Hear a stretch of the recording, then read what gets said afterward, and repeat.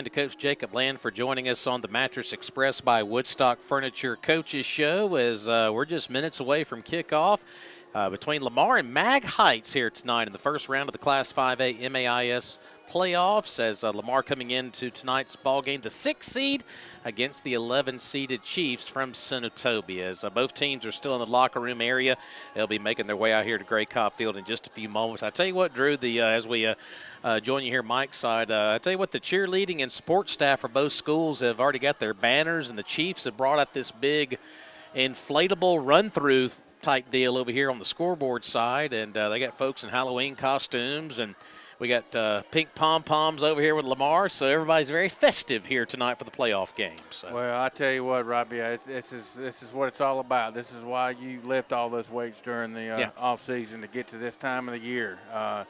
But we got pretty much we got, forget the 6 and 11 seed. Those are just numbers. This is going to be a four-quarter ball game. It could come down to who's got the ball last is going to decide this game here tonight. It's about as evenly matched a matchup between Mag Heights and Lamar as you can get. And, folks, I tell you, this is going to be some fun here tonight. Absolutely. Of course, Lamar coming off a 49-7 victory last Friday night against East Rankin Academy, while the Chiefs of Mag Heights wrapped up their regular season. A lot of folks, Drew, when they saw that 12-10 final score against Starkville Academy, a lot of people were asking questions. What happened in that ball game? But we did want to mention the fact that Starkville Academy did have 4 touchdowns called back in that ball game as well. So not sure about the officiating in the ball game, but still 12-10 is 12-10. I don't care how you slice it. Ain't no question about it. I mean, that's the type of game. Yes, granted, Mag Heights had had some calls that went their way, obviously. However, 12-10 is 12-10, and Mag Heights had a chance late to win that game, and that's all I need to see. That's all I need to hear. So, but this, folks, let me tell you something. This quarterback that Mag Heights has got, he is an Ole Miss commit to play baseball. His name is Cole Prosek, and folks, I'm going to tell you something, man. He's going to be one of the best, if not the best, quarterbacks we've seen this year. This is a young man that's going to throw the ball all over Gray Cobb Field, and it's just going to be a big test for our secondary. Yeah, we talked a lot about that during our tailgate show earlier tonight about the secondary and the test it's going to be under tonight too. And I say the entire defensive unit tonight. I mean, when you got a quarterback like this that's very mobile, that has a strong arm. He plays shortstop on the baseball team at Mag Heights, and it is going to be a challenge for the entire defensive unit because you want to put pressure on him, but then again, don't let him get into that second level running the football. Yeah, absolutely. I mean, I think you're on to something, Robbie, because this is, I've said in the secondary, but our front seven has to do their job as well. I think we've got to put, and this is going to be my key of the ball game. I'll just go ahead and say it now. I think we have got to make this quarterback, Cole Prosek, very uncomfortable here tonight. We've got to get pressure on him. We've got to get him we got to get him to throw the football a lot sooner than he wanted to. We're going to have to pick and choose when we blitz him. We're going to have to mix up our coverages. We've just got to make him very uncomfortable here tonight. All right, Mag Heights has made their way out of the locker room. Of course, they dress over in the old gymnasium building across campus, and they have just made their way over here to their big inflatable run out. And, Drew, that's a big tell you what, whoever's in charge of hauling that thing from Senatobia, they got a job right there. This is it covers most of the bottom part of the goalpost over there, and it's got a big headdress on it. It says Chiefs on the side, and tell you what, some folks from Senatobia had a job bringing that thing down here tonight. Without a doubt. As Lamar is yet to make their way out of the locker room. Of course, we did mention this during the tailgate show earlier tonight, folks. When you get into the postseason, obviously, we have a different officiating crew here tonight. This is a crew from District 3 tonight from over in the Canton area. So that'll be the officiating crew here tonight, Drew. It's always fun to see how the other folks do it officiating-wise. I know we are used to our local guys, but that's the way they do it when we get into the postseason. Well, you get to postseason play, you generally, you get the best crews. So, like I said, I like the fact that we're getting a neutral crew. There's no bias one way or the other. Yep. So, let's, best case scenario is once the game starts, we won't know they're even on the field. Absolutely. So, Drew, let's go ahead and take a look at the starting lineups. Let's take a look at the Defense. I'll let you take the defense right. here to start tonight. Defensively for our Lamar Raiders at the 2 cornerback spots, Trip Morrow and Cooper Gordy. At free safety, Drew Mitchell. At the 2 safeties, Sean O'Zane and Wyatt McBroyer. At the 2 linebacker spots, Wilson Collins and Kellen Curley. And on the defensive line, defensive end, Emery Nelson, Pace Sparks, George Ballou, and Thomas Bryan. Drew, looking at those 2 linebacking spots right there with Collins and Curley, you always talk about when you have a mobile quarterback, is there going to be a spy on that guy? Could it be like a Curley and maybe spying that guy? Well, I don't. Like I said, at the start, I don't think we will.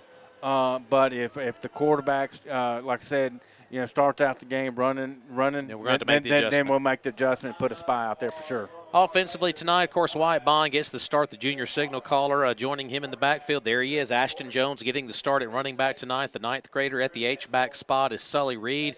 At the 3 wide receiving spots will be Trip Morrow, Sean O'Zane, and Ty Harrington. Ty Harrington could be a sneaky guy to watch out for. Great call. The tackles tonight, right tackle is Pace Sparks, Ty Thomas at left tackle. The 2 guards tonight, Cooper Ransier and George Ballou, and Nate Lee is the center tonight. Drew, as the captains make their way out to the 50-yard line, you got Trip Morrow, Emery Nelson, George Ballou, and Sean O'Zane representing the Lamar Raiders here at the Lamar logo as our officiating squad from the Canton area goes over the final instructions, and we'll see who's going to get their hands on the football here tonight. But yeah, going back to Ty Harrington, that could be another sneaky guy to watch out for. Maybe. Remember, he was our deep threat end of last year, if you recall, yep. And he came on the scene 2 weeks ago, moved against Leak, and he caught some balls last week as well. And that's a young man. He's very talented. He goes both ways, and I wouldn't be shocked if Coach Jacob Land gets him involved early in this ballgame. We're going to need him for sure. Absolutely, as they're still going over the instructions here at the 50-yard line with all the captains. Special teams tonight, Trip Morrow is going to be handling the kicking and punting duties tonight, what we have listed on our sheet here. Kellen Curley handling the long snapping duties. Holder will be Drew Mitchell.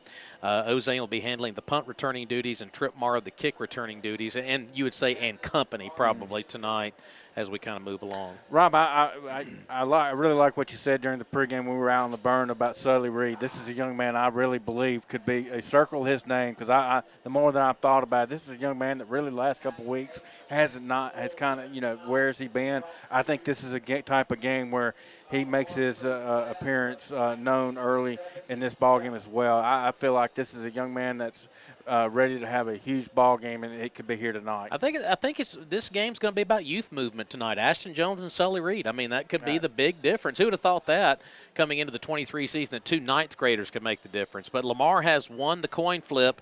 And you know what? Jacob Land says, dadgummit, I want the football to start out here tonight. So Lamar has won the coin toss, and Lamar will receive the opening kickoff here tonight. And when we get the ball game going, Lamar will be receiving it, moving left to right on the radio end of things. Of course, we're over on Lamar Raider TV on the YouTube stream here tonight on 97 WOKK on the website, WOKK.com, and, of course, on that mobile app as both sets of captains have made it over to their run-through banners. Of course, the big inflatable banner for the Chiefs over here to our right, and Lamar over there behind their traditional Lamar Raider blue banner over here to our left as both teams about to make their way out. And then, Drew, we're going to have a special treat tonight.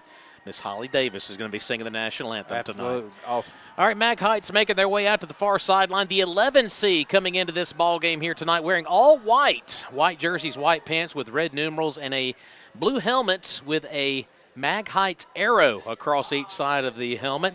Of course, the 11 seed, 6-4 overall, and 2-2 inside their district, and looking to pull the upset here tonight in Meridian after that long drive earlier today from Senatobia. Yeah, Mag Heights got here a little after 5 o'clock today, Drew. That is not a short trip at all. And here comes the Lamar Raiders, led by head coach Jacob Land, wearing red jerseys tonight. The red jerseys, the white pants, the white numerals, and that blue headgear with that Lamar script across each side of the helmet. The 6th seed coming into the playoffs here this evening, 7-3 campaign, and looking to advance to next week's ball game against Kapai Academy potentially down in Gallman. So that is the 2 ball clubs, and we're going to step away for a 2-minute break. When we return, we'll get you set for kickoff. It's the first round of the Class 5A MAIS playoffs back after a 2-minute break here on your home of Lamar Raider football, Lamar Raider TV, and 97 OKK.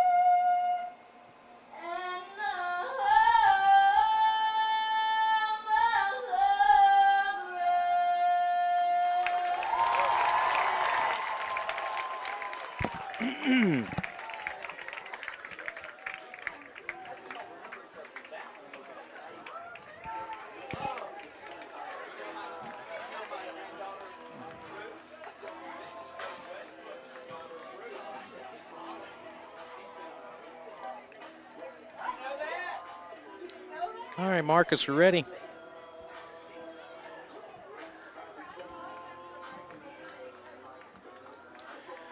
All right, we're about set to go here tonight for Lamar and Mag Heights. And I tell you what, Drew, it doesn't get any better than that. Well, National anthem, Holly Davis, just a beautiful rendition and perfect way to set this thing up. And, Drew, go ahead and say it. First round of the playoffs. Well, here we go. It's time for add an extra chin strap and get ready because big boy football is upon us as we got Lamar opens up the first round of the playoffs here at Gray Cobb Field. And, folks, my three keys offensively for Lamar victory.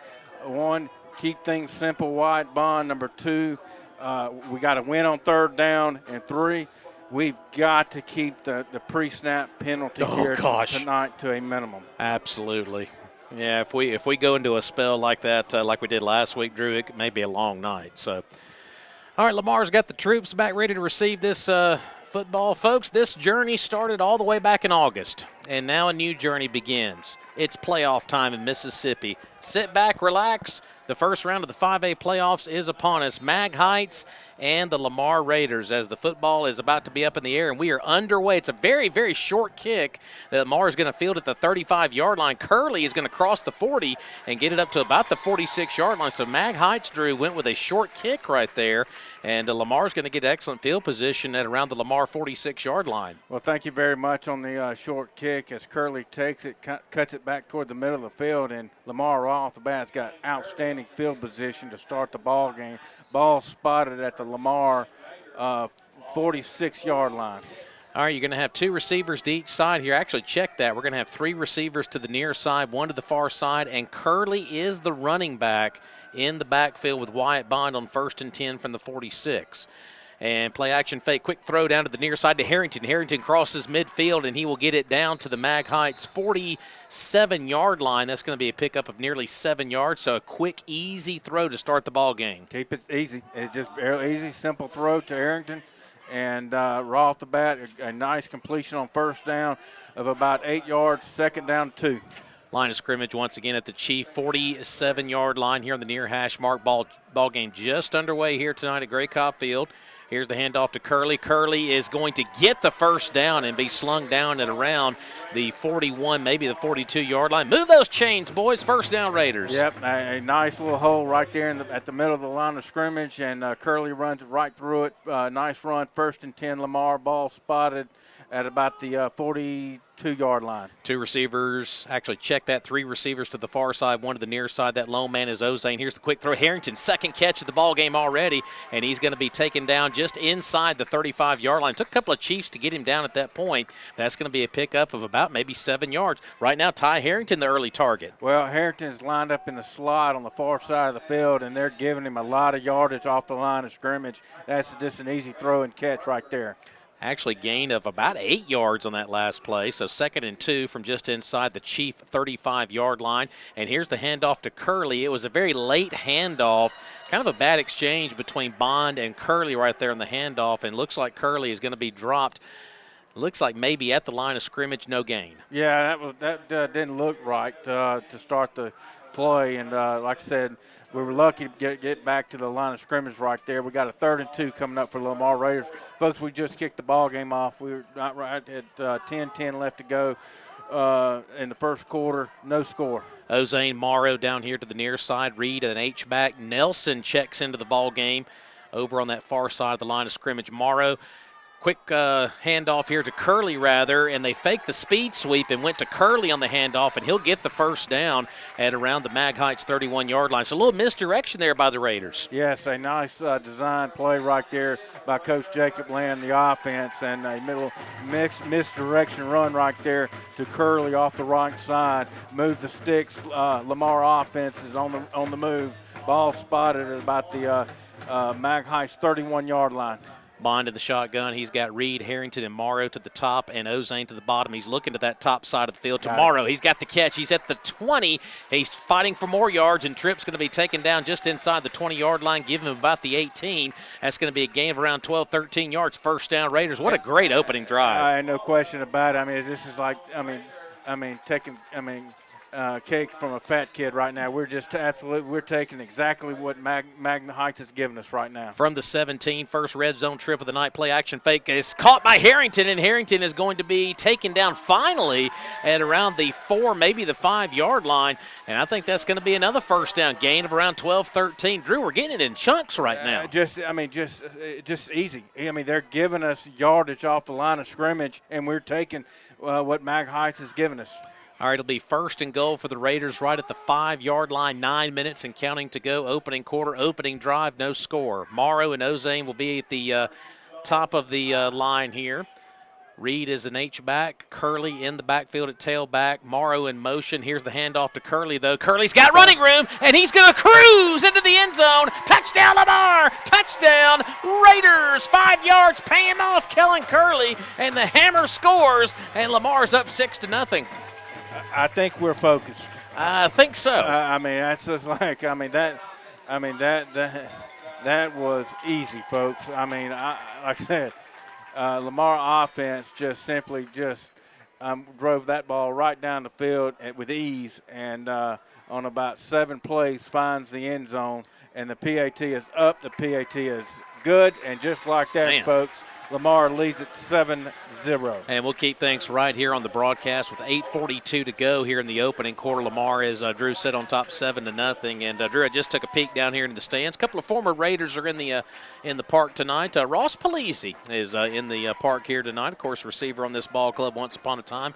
And Eli Hubner. Little termites here tonight, too. Of course, both those guys on the baseball team out at Meridian Community College. Good to see them here tonight as they got a taste of football toward the end of their career here at Lamar. But, Drew, what an opening drive, like you said. Did a lot of different things. Run the football a little bit, short passes, Harrington getting involved. I love it. Yeah, Coach Jacob Land mixed the run with the pass right there beautifully on the opening drive. The drive only took about 3.5 minutes, about 7-8 plays, drove it about 55 yards. You couldn't have scripted an opening offensive drive any better than that. So Lamar will go on defense here in just a few moments, barring a special teams turnover. You never know with the playoffs. 7-0 Raiders lead at 8:42 to go, opening quarter. Morrow will do the honors from the 40-yard line. Mag Heights has a couple of Chiefs back at around the 10, awaiting on the kick down the field here from Tripp. as Morrow gets set to do his deal, and this is going to be a decent kick down at around the 15-yard line. Mag Heights will return it up to the 20-25, still on his feet up to around the 30, and being pushed out of bounds at around the 30-yard line is going to be Jackson Price there for the Chiefs. And here comes Mag Heights and their very talented sophomore quarterback. Yeah, I mean, as Rob alluded to, this sophomore quarterback, Cole Prosek, he's a already in baseball a commit to Ole Miss, and folks, I'm gonna tell you, this young man has got a hand cannon, and he is going to spread us out defensively all over the field because he's going to throw it here tonight a good bit. He will be in the shotgun formation, and he will have a tailback to his left, 2 receivers to the near side, 1 to the far side. Line of scrimmage actually at the Chief 29-yard line. They're going to fake a speed sweep and fake a handoff, and he's going to look to throw the football down here. It is intercepted by Morrow! Tripp got an interception. Tripp is on his feet at the 30, and he's going to be driven down. We got a late flag as well. Morrow stepped right in front of that route, took it away, and there you go. Turnovers happen in the playoffs. Well, let me tell you, the Cole Prosek threw that ball. It was just a hair behind his receiver, and Tripp Morrow coming in jumped right in front of the pass and got a huge interception on the first offensive play from Mag Heights, and Lamar is cooking early in this ball game. The penalty was on Mag Heights. Like I said, it came very late at the end of the play. The interception will count, and they're going to mark, I want to say it was a personal foul penalty. Face mask. Face mask. Yep, it was a face mask on the Chiefs, so tack on an extra 15. And, Drew, Raiders are in business, 1st and 10 all the way at the 12-yard line. Wow. I mean, this is, like I said, you want to put a foot on throat early in this ball game. You punch this one in the end zone and get Mag Heights down 14-0. You're beginning to wonder where they are mentally. Here's the handoff to Curley. Curley's got a hole, and Kellen is going to be taken down at around close to the 5-yard line. Drew, we're getting chunks every play. Yeah. 6, 7, 8 yards every play. Absolutely. I mean, the offensive line doing work early in this first quarter, dominating the line of scrimmage.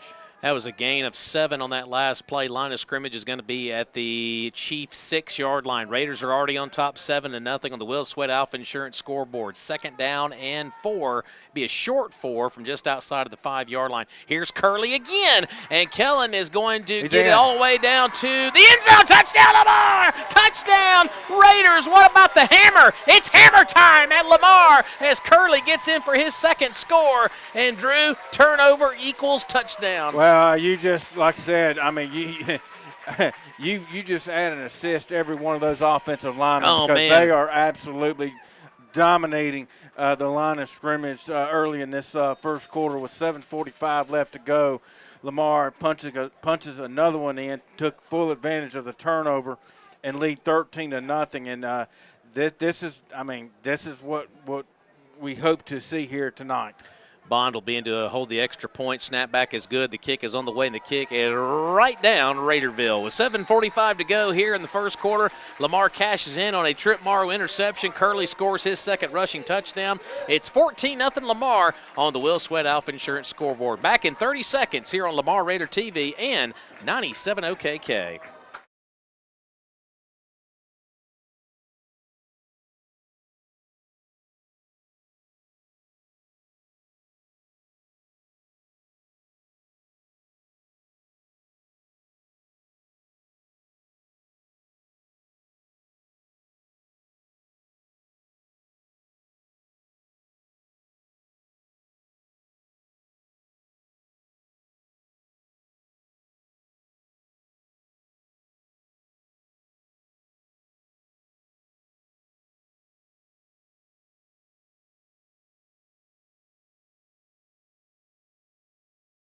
To nothing. A Tripp Morrow interception a few plays later. How about Kellen Curley? His 2nd rushing touchdown of the night. Well, I mean, he's been the main man at running back so far in this ball game. But that offensive line for Lamar, my gosh. Short kick here. They're going to return it from the 18-yard line is the Chiefs. That's Price with the return, and he is going to finally be taken down. Looks like they're going to mark him out of bounds, I believe. Wow. maybe across the 40-yard line at the 42. So pretty good kick return there. I believe that was Jackson Price, number 8, on the return. So Mag Heights, Drew, they had one play. They throw an interception, and, boy, they're trying to get on track here. Yeah, they just Mag Heights is just off to a terrible start here tonight. But, folks, let me tell you, I mean, we're Lamar up leading 14-0, but let me tell you something. We got a long way to go. This offense for Mag Heights, they can strike in a hurry.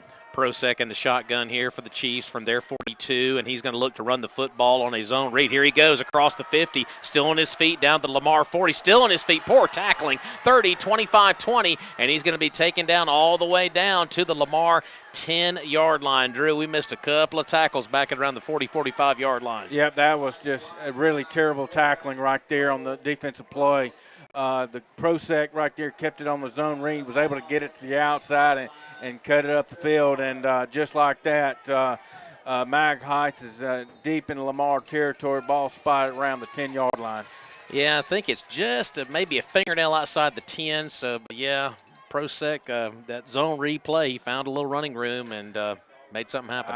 Like I said, like you called, Rob, a minute ago, you might want to see a spy. You called it a spy, may be coming. They're going to hand it off this time and nowhere to go. But backwards. Nice job by the Lamar Raiders there as they're going to gobble up the tailback right there, that being Blake Spencer, who got drugged down at about the 12-yard line. Pick your Raider. There's a bunch of them in the backfield. Yeah, a really slow developing play right there by Mag Heights offensively.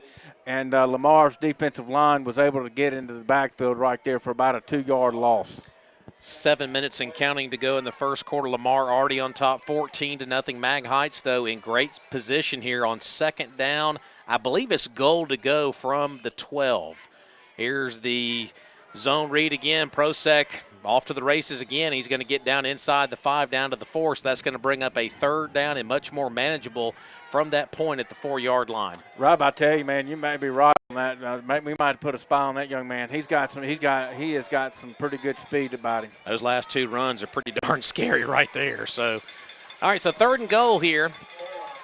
They're going to be in a pistol formation.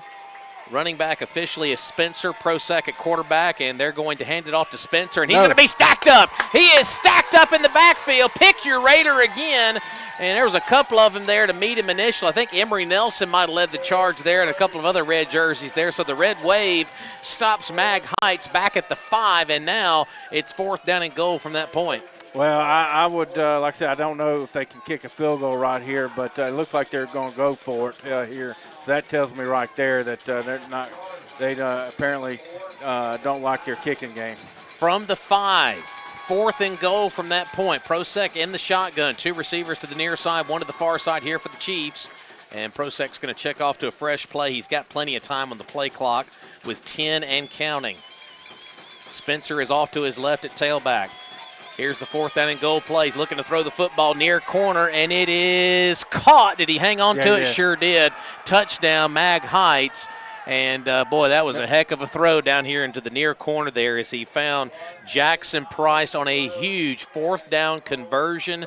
Mark that play down, 14-6 now, Lamar. I don't, like I said, I mean, you just tip your cap. That you couldn't have defended that play, in my opinion, much better than what we did. That was just the wide receiver Price just went up and made an incredible catch right there, and the quarterback put it exactly where it needed to be. Here's the PAT by Parker Bright, and it is up and it is good. So we got a high scoring fest shaping up here tonight. 5:25 to go here in the first quarter on the Will Sweat Alpha Insurance scoreboard. It is Lamar 14, Mag Heights 7. Back in 30 seconds here on Lamar Raider TV and 97 OKK.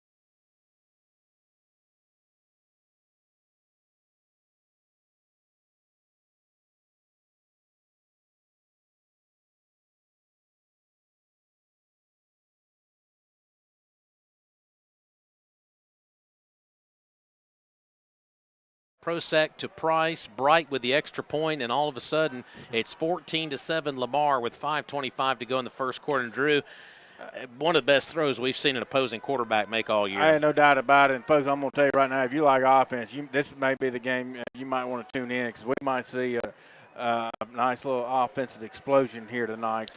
Both teams have shown how talented they are early in this first quarter.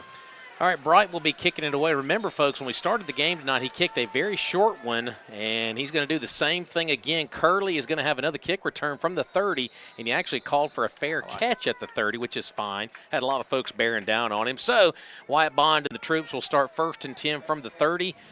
14-7, Lamar leading it. Well, I mean, talking about Mag Heights, I mean, that just shows you how mentally tough they are. I mean, get down early, 14-0.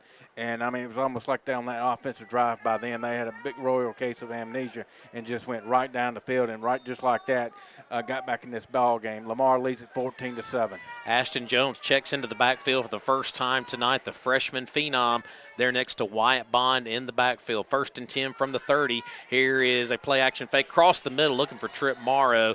A little bit of a quick throw there maybe by Bond. Just not a lot working on that play. Incomplete 2nd and 10. Yep, and just like I said, it looked like the play was a little slow developing as well. And do we have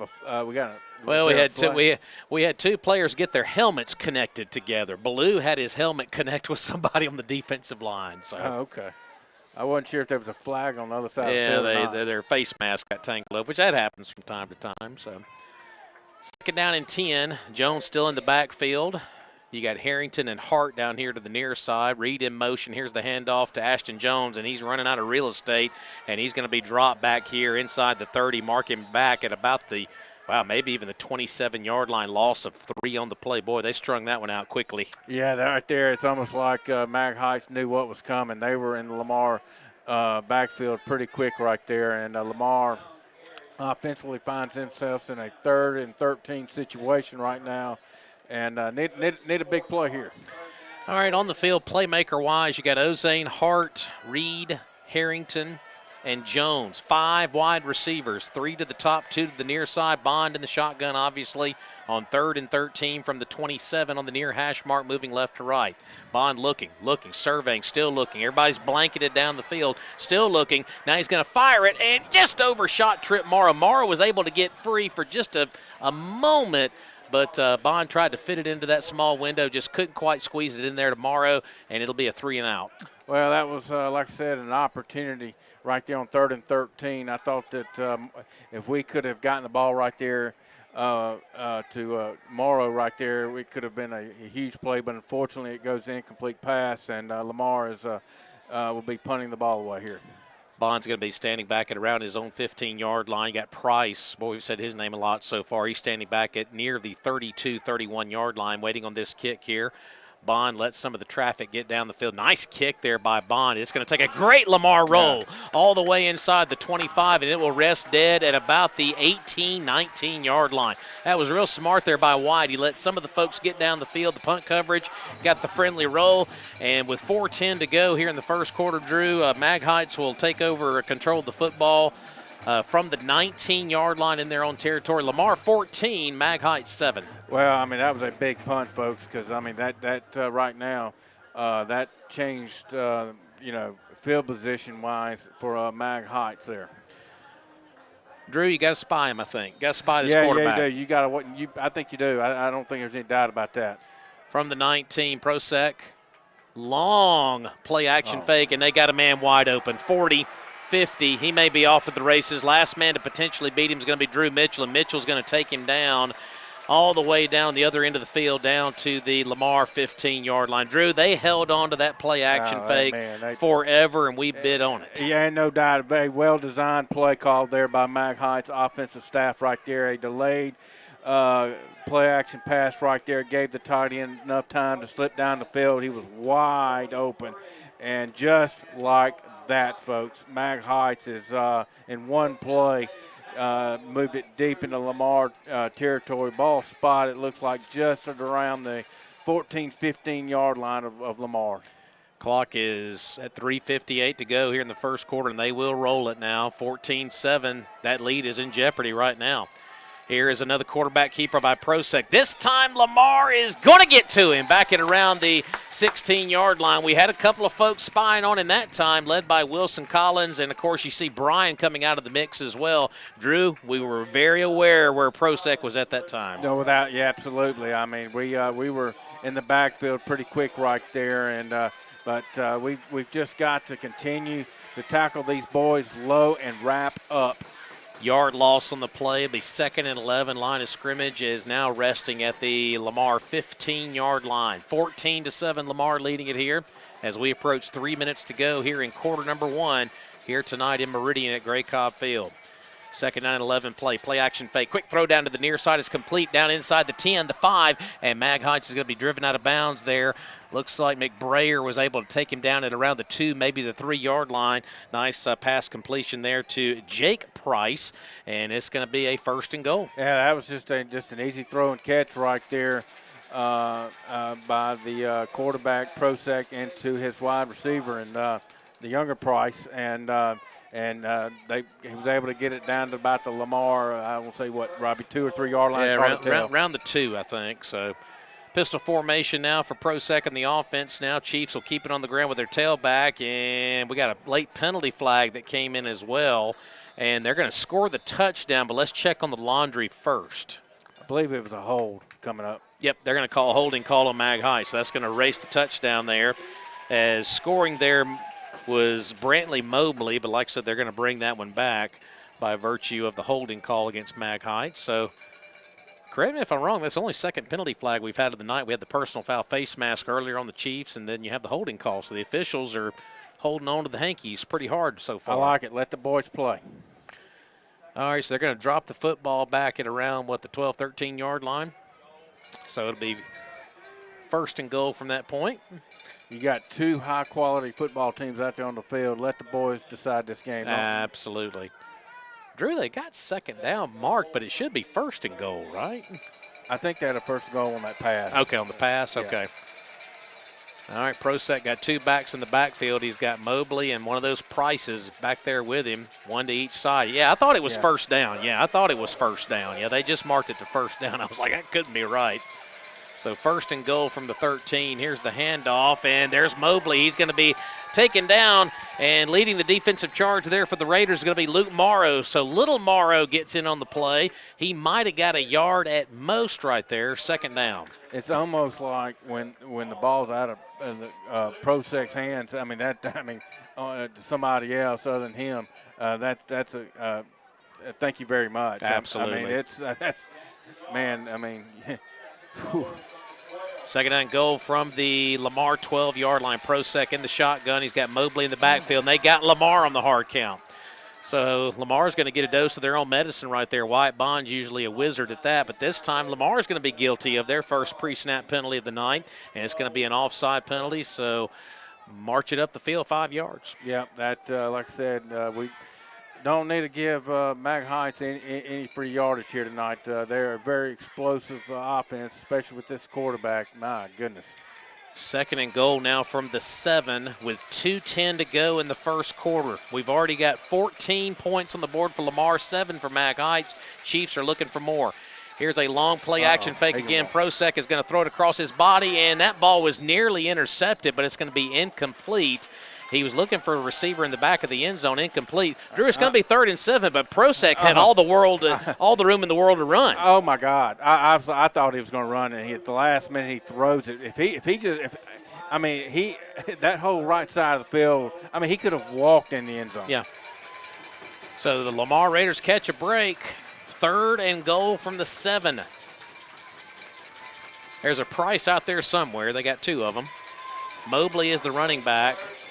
Prosek has got the play once now on 3rd and goal from the 7. 14-7, Lamar leading it here in the first quarter. Prosek takes the snap. He's going to take off and run, makes a move toward the inside and scores.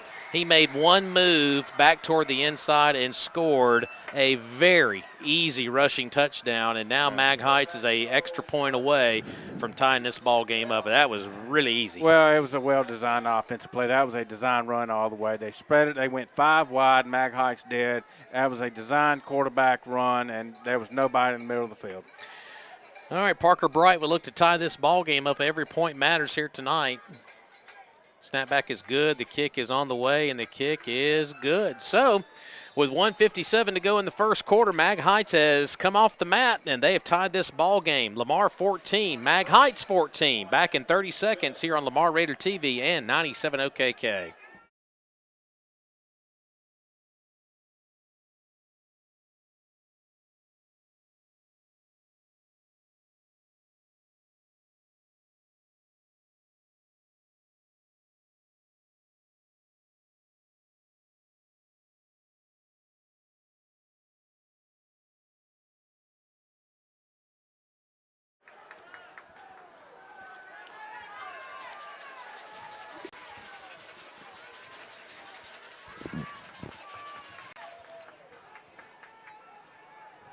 With 1:57 to go here in the first quarter, Lamar once had a 14-0 lead. Well, Mag Heights has come off the mat and tied this thing at 14. Well, you just can't say enough about the mental toughness from those boys over at Magnolia Heights. I mean, they were down. Mag Heights was down 14-0 the first 4.5 minutes of the ball game, and just like that, on the road, playoff game, has come back and scored 14 unanswered themselves to tie it. Another short kick that Lamar is going to field. Ozane is going to step up and field this thing, and Sean is going to be drugged down back here at around the 30-yard line. Raider fans didn't like the tackle. Thought it might have been a little high up around the horse collar, but no penalty marker will fly, and the Raiders will hang on to possession. They'll actually mark it at the Lamar 32, so Raiders have control of the ball. And that special teams kickoff return coverage by Mag Heights that right there is why you stay in your lanes. As we cut back toward the middle of the field, we thought it was open, something was there, and that young man from Mag Heights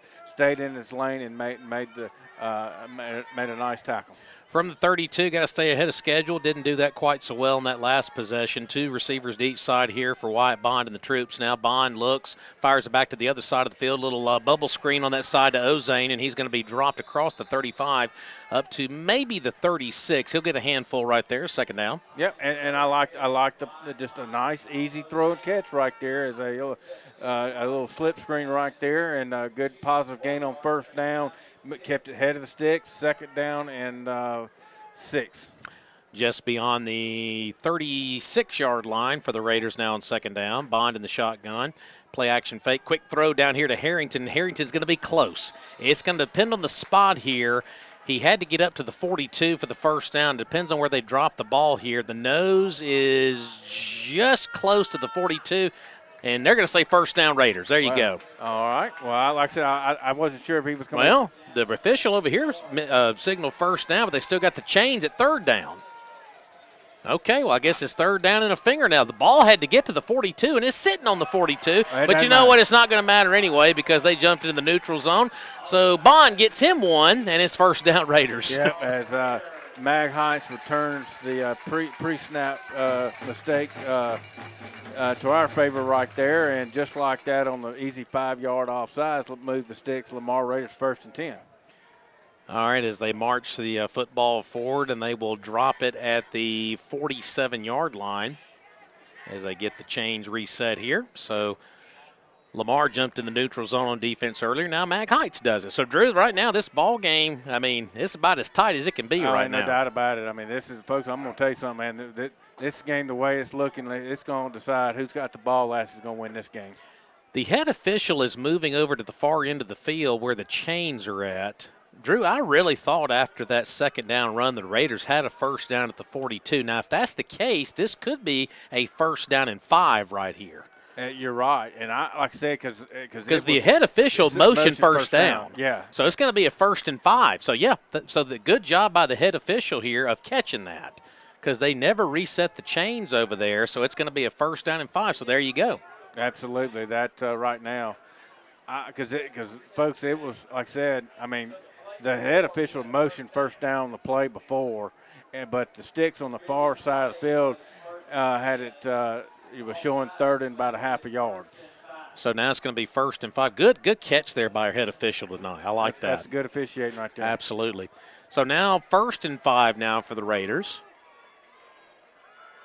Ball once again at the 47-yard line in Raider territory. And I think they're explaining this to Jacob Land now, just to be sure both coaching staffs are on the same page about what happened. And like I said, it is the correct call. He did get it done properly.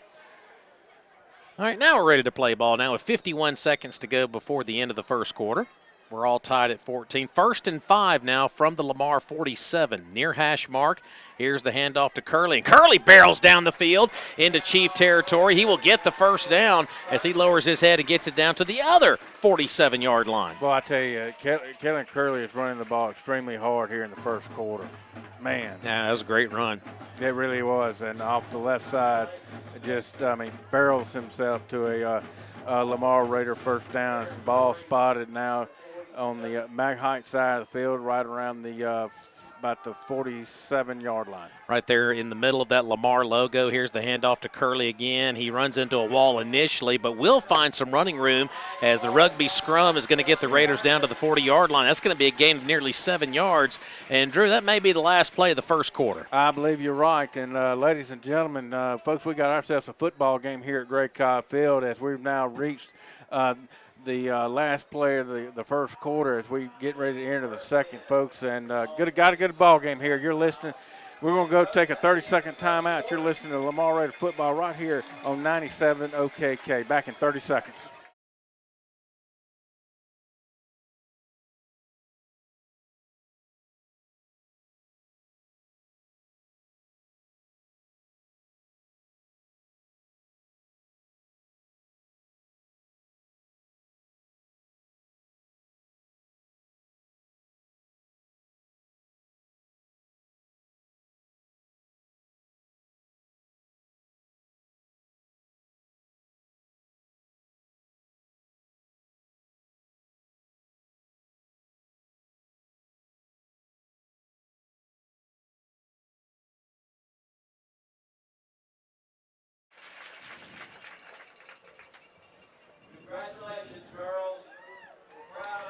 All right, we're getting set to start the second quarter here in a tie ball game at 14 as just took a few moments here at the end of the first quarter to honor the Lamar volleyball team as, Drew, they just got finished beating Simpson for back-to-back state championships. Well, Coach Schimmelfinney and those young ladies, man, I'm telling you, I couldn't be more proud of them. They got it.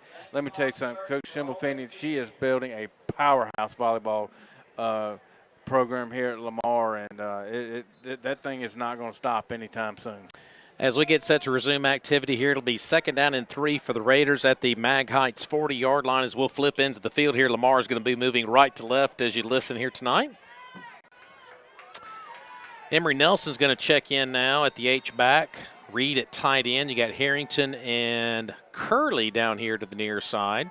And I believe that's Trip Morrow out to the far side on 2nd down and 3. Got to take a shot down the field. Got Harrington and a lot of pushing and shoving, and it is incomplete. No penalty marker down. Lamar fans wanted a penalty marker there, Drew, but I think it was just some good hand fighting between those two. Listen, man, this is the playoffs, man. You're not going to call that. I mean, I thought it was a good battle. Great. Great. I mean, like I said, I hate that it was an incomplete pass. I love the play call. Let the players battle it out right there. That was a good no call by the officials. And it was a good throw. It was defended beautifully. Yeah, it was. All right, so 3rd down and 3 now from the Mag Heights 40. Bond tried a hard count. Nobody jumped. You got Harrington here to the near side, Morrow to the far side, and Kellen Curley in the backfield at running back, and Sully Reed at a tight end down here to the near side. Going to hand it off to the far side of the line to Curley, and I don't think he got it. He's going to be at least a yard and a half, 2 yards shy, and it's going to bring up a big-time 4th down here for the Raiders inside the 40-yard line. Oh, we're going. Yeah, we're going, but this is going to be a big 4th down here. Yeah, and like I said, I'm just wondering, and it was just me and my observation, I would call a zone read and let Wyatt Bond keep it. 4th down and a long 1, short 2 situation. Inside the 40-yard line, you probably go to a hard count first. Nope, we're going to snap the football. We're going to throw it, and it's incomplete. Tried to squeeze it in a window, and I mean a very tight window to Trip Morrow, and that is a very puzzling, head-scratching play there. And that's going to be a turnover on downs, and wow. Mark that play down with 11:15 to go here in the second quarter. Yep, I was, like I said, Which, like I said, right there, tried to get it tomorrow in the slot, but it kind of threw it right there in really tight coverage, and Lamar turns the ball over on downs. Well, now you got to solve the puzzle defensively because Mag Heights has scored in their last 2 possessions, tie this thing up at 14. Prosek with great field position now at the Mag Heights 39-yard line. Moving left to right goes the Chiefs. Here he goes on a zone read run, and he's got yardage again across the 45, still on his feet. Going to be about 8-9-yard gain up near midfield. Yeah, I mean, right now it looks like Mag Heights offensively, they've awakened, and they're clicking on all cylinders right now. We better do something because Prosek, when he runs the ball, I mean, this young man, he's the real deal, folks. It's going to be 2nd down and 1 up at around the 48-yard line. Playbook's wide open here for the Chiefs now on 2nd and short, so watch the big shot down the field maybe. Absolutely. I wouldn't be surprised if they don't go take one down the field right here. Nope, they're going to run it with Prosek again behind a blocker over there, that being Price. He'll get the 1st down and then some down to the Lamar 46-yard line, so move the sticks for Mag Heights. Yeah, it's almost like defensively, man. They've got us on our heels right now. We don't know what's coming, and Prosek is just making plays with his legs in this game so far, and we know about his arm, but his legs are the difference so far in this ball game. Line of scrimmage going to be actually at the Lamar 45-yard line, 1st and 10 on the far hash mark as Mag Heights moves it left to right now. Raiders trying to bring some pressure here on the edge. This time the Raiders are going to spank them in the backfield. Nice job there by Collins and Bryan. That tandem is going to bring Price back down at around the 47-yard line. Loss of 2. There's that combination again of Wilson Collins and Mr. Bryan. Well, I mean, they're trying to give the running back number 33, Blake Spencer, Spencer in this ball game. But I mean, when they hand him the ball, I mean, it's almost like, I mean, Lamar's, got a huge break on their hands because, I mean, Spencer is slow in the backfield, and Lamar's defensive line, every time he hits the ball, is eating him up. 2nd down and 12 now from the 47-yard line. Here's the play action fake, and pass is incomplete. Now, there was nobody in the area. Was he out of the pocket, though? A lot of folks are screaming for intentional grounding. Was there a man in the area, though? And I think they're going to say there was, but I think he was out of the tackle box anyway, 3rd and 12. Yeah, like I said, it was close, but what I like about it is we finally got some pressure right there, and Prosek had to get rid of the ball right there. 3rd down and 12. Raider fans come alive here for their defensive unit on 3rd and 12 for Mag Heights at the Lamar 43-yard line. And, somebody on the offensive line moved. And that's going to make what was a 3rd 12 a 3rd and 17, we believe. Yeah, number 32, the tight end, 32 on the roster, Max Hinton, moved on that left side.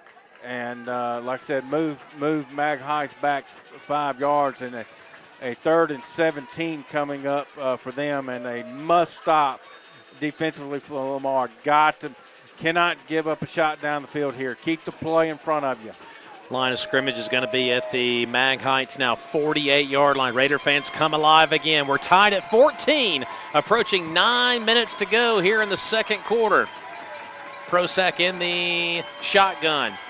Play action fake. He's going to look to throw it down the field. He's under pressure, and he is going to be sacked. Wilson Collins got to him back at the 39-yard line, and company. Wilson Collins and company got there, and now Prosek is going to hit the deck for the first time tonight on a sack.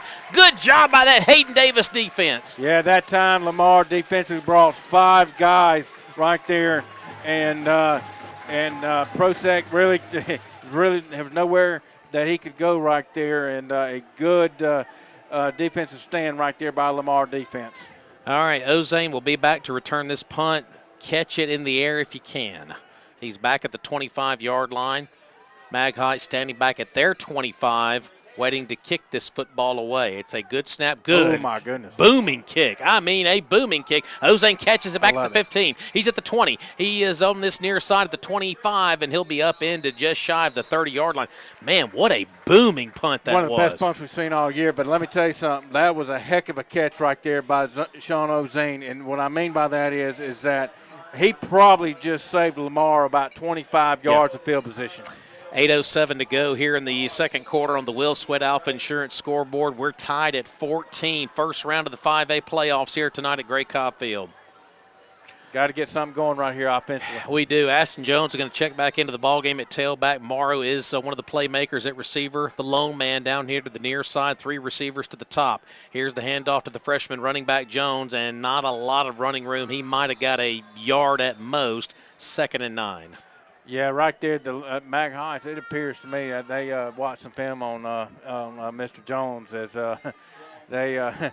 Right now, I mean, they are every time Ashton Jones gets the ball, I mean, it seems like that Mag Heights defense is got him. 2nd and 9 from the Lamar 29 now. Morrow in motion now. Here's a little speed sweep with Morrow. He cut it back toward the inside and crosses the 30 and gets it up to maybe the 32 and a half. That'll bring up a 3rd down and about 6. Well, right now, it's one of the keys that Lamar had to win on 3rd down, and big 3rd down here is Lamar, as we've got right close to 7:15 left to go before halftime. Lamar and Mag Heights tied at 14. All right, big 3rd down and 6 here for Wyatt Bond in the offense from the Lamar 33-yard line. He tried a hard count, and Mag Heights almost jumped. Sully Reed is the slot man down here to the near side. You got Harrington and Morrow joining him down on this near side of the field. Play action fake. He's looking for Tripp, and Tripp makes the catch, and Morrow is going to get the 1st down up at the 41-yard line. Move those sticks, boys. 1st down, Raiders. I mean, again, going that little delayed slant right there to Morrow. Took advantage of some soft coverage right there from Mag Heights and moved the sticks once again for Lamar. Ball spotted right across the 40, 1st and 10. Jones in the backfield, Reed at the H-back position, 2 receivers to the far side, 1 to the near side here for Bond. They're going to hand it off to Jones. He slipped 1 tackle and will barrel ahead for minimal yardage on the play, maybe a yard at most. Yeah, we'll give him 1 yard, 2nd down and 9. But folks, I'm telling you, he was close right there. He was very close. He was close. I mean, a shoestring tackle right there was the only difference right there for Ashton Jones getting into the Mag Heights secondary right there. 2nd down and 9. Line of scrimmage is going to be at the Lamar 42-yard line. We're approaching 6 minutes to go here in the second quarter. We're all tied at 14 on that Will Sweat Alpha Insurance scoreboard. Bond in the shotgun with Jones there along his right hip. Reed at the H-back spot. Play action fake. Throws it across the middle. He's got Sully, and he can't make the catch. He tried to make a one-handed grab down inside the 40-yard line. That was a perfectly designed play call, but just couldn't complete the process, and that would have been an easy touchdown, 3rd and 9. Oh, my goodness. Circle that play, folks. Circle it right now. It's a missed opportunity by Lamar right there. Goes by the wayside as Sully Reed was going right up the right seam. There wasn't a Mag Height defender between here and Senatobia.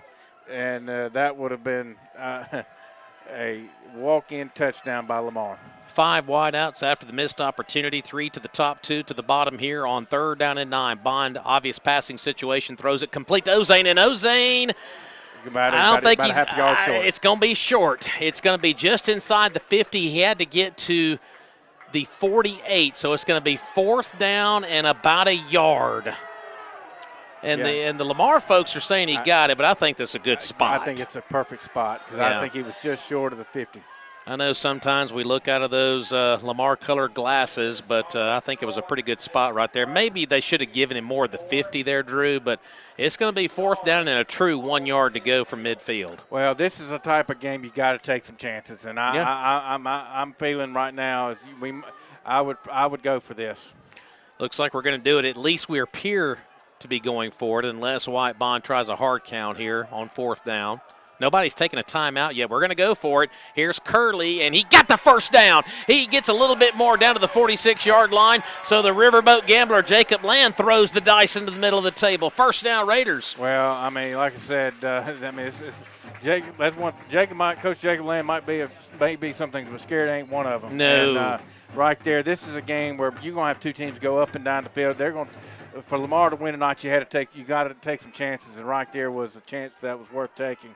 And Lamar picked up a big 1st down. From the Mag Heights 46, quick throw to Harrington. Harrington's at the 40. He's not going to be able to shake that tackler down there near the 40-yard line, and he will actually get about 5, maybe 6 yards. So Harrington, another touch here tonight.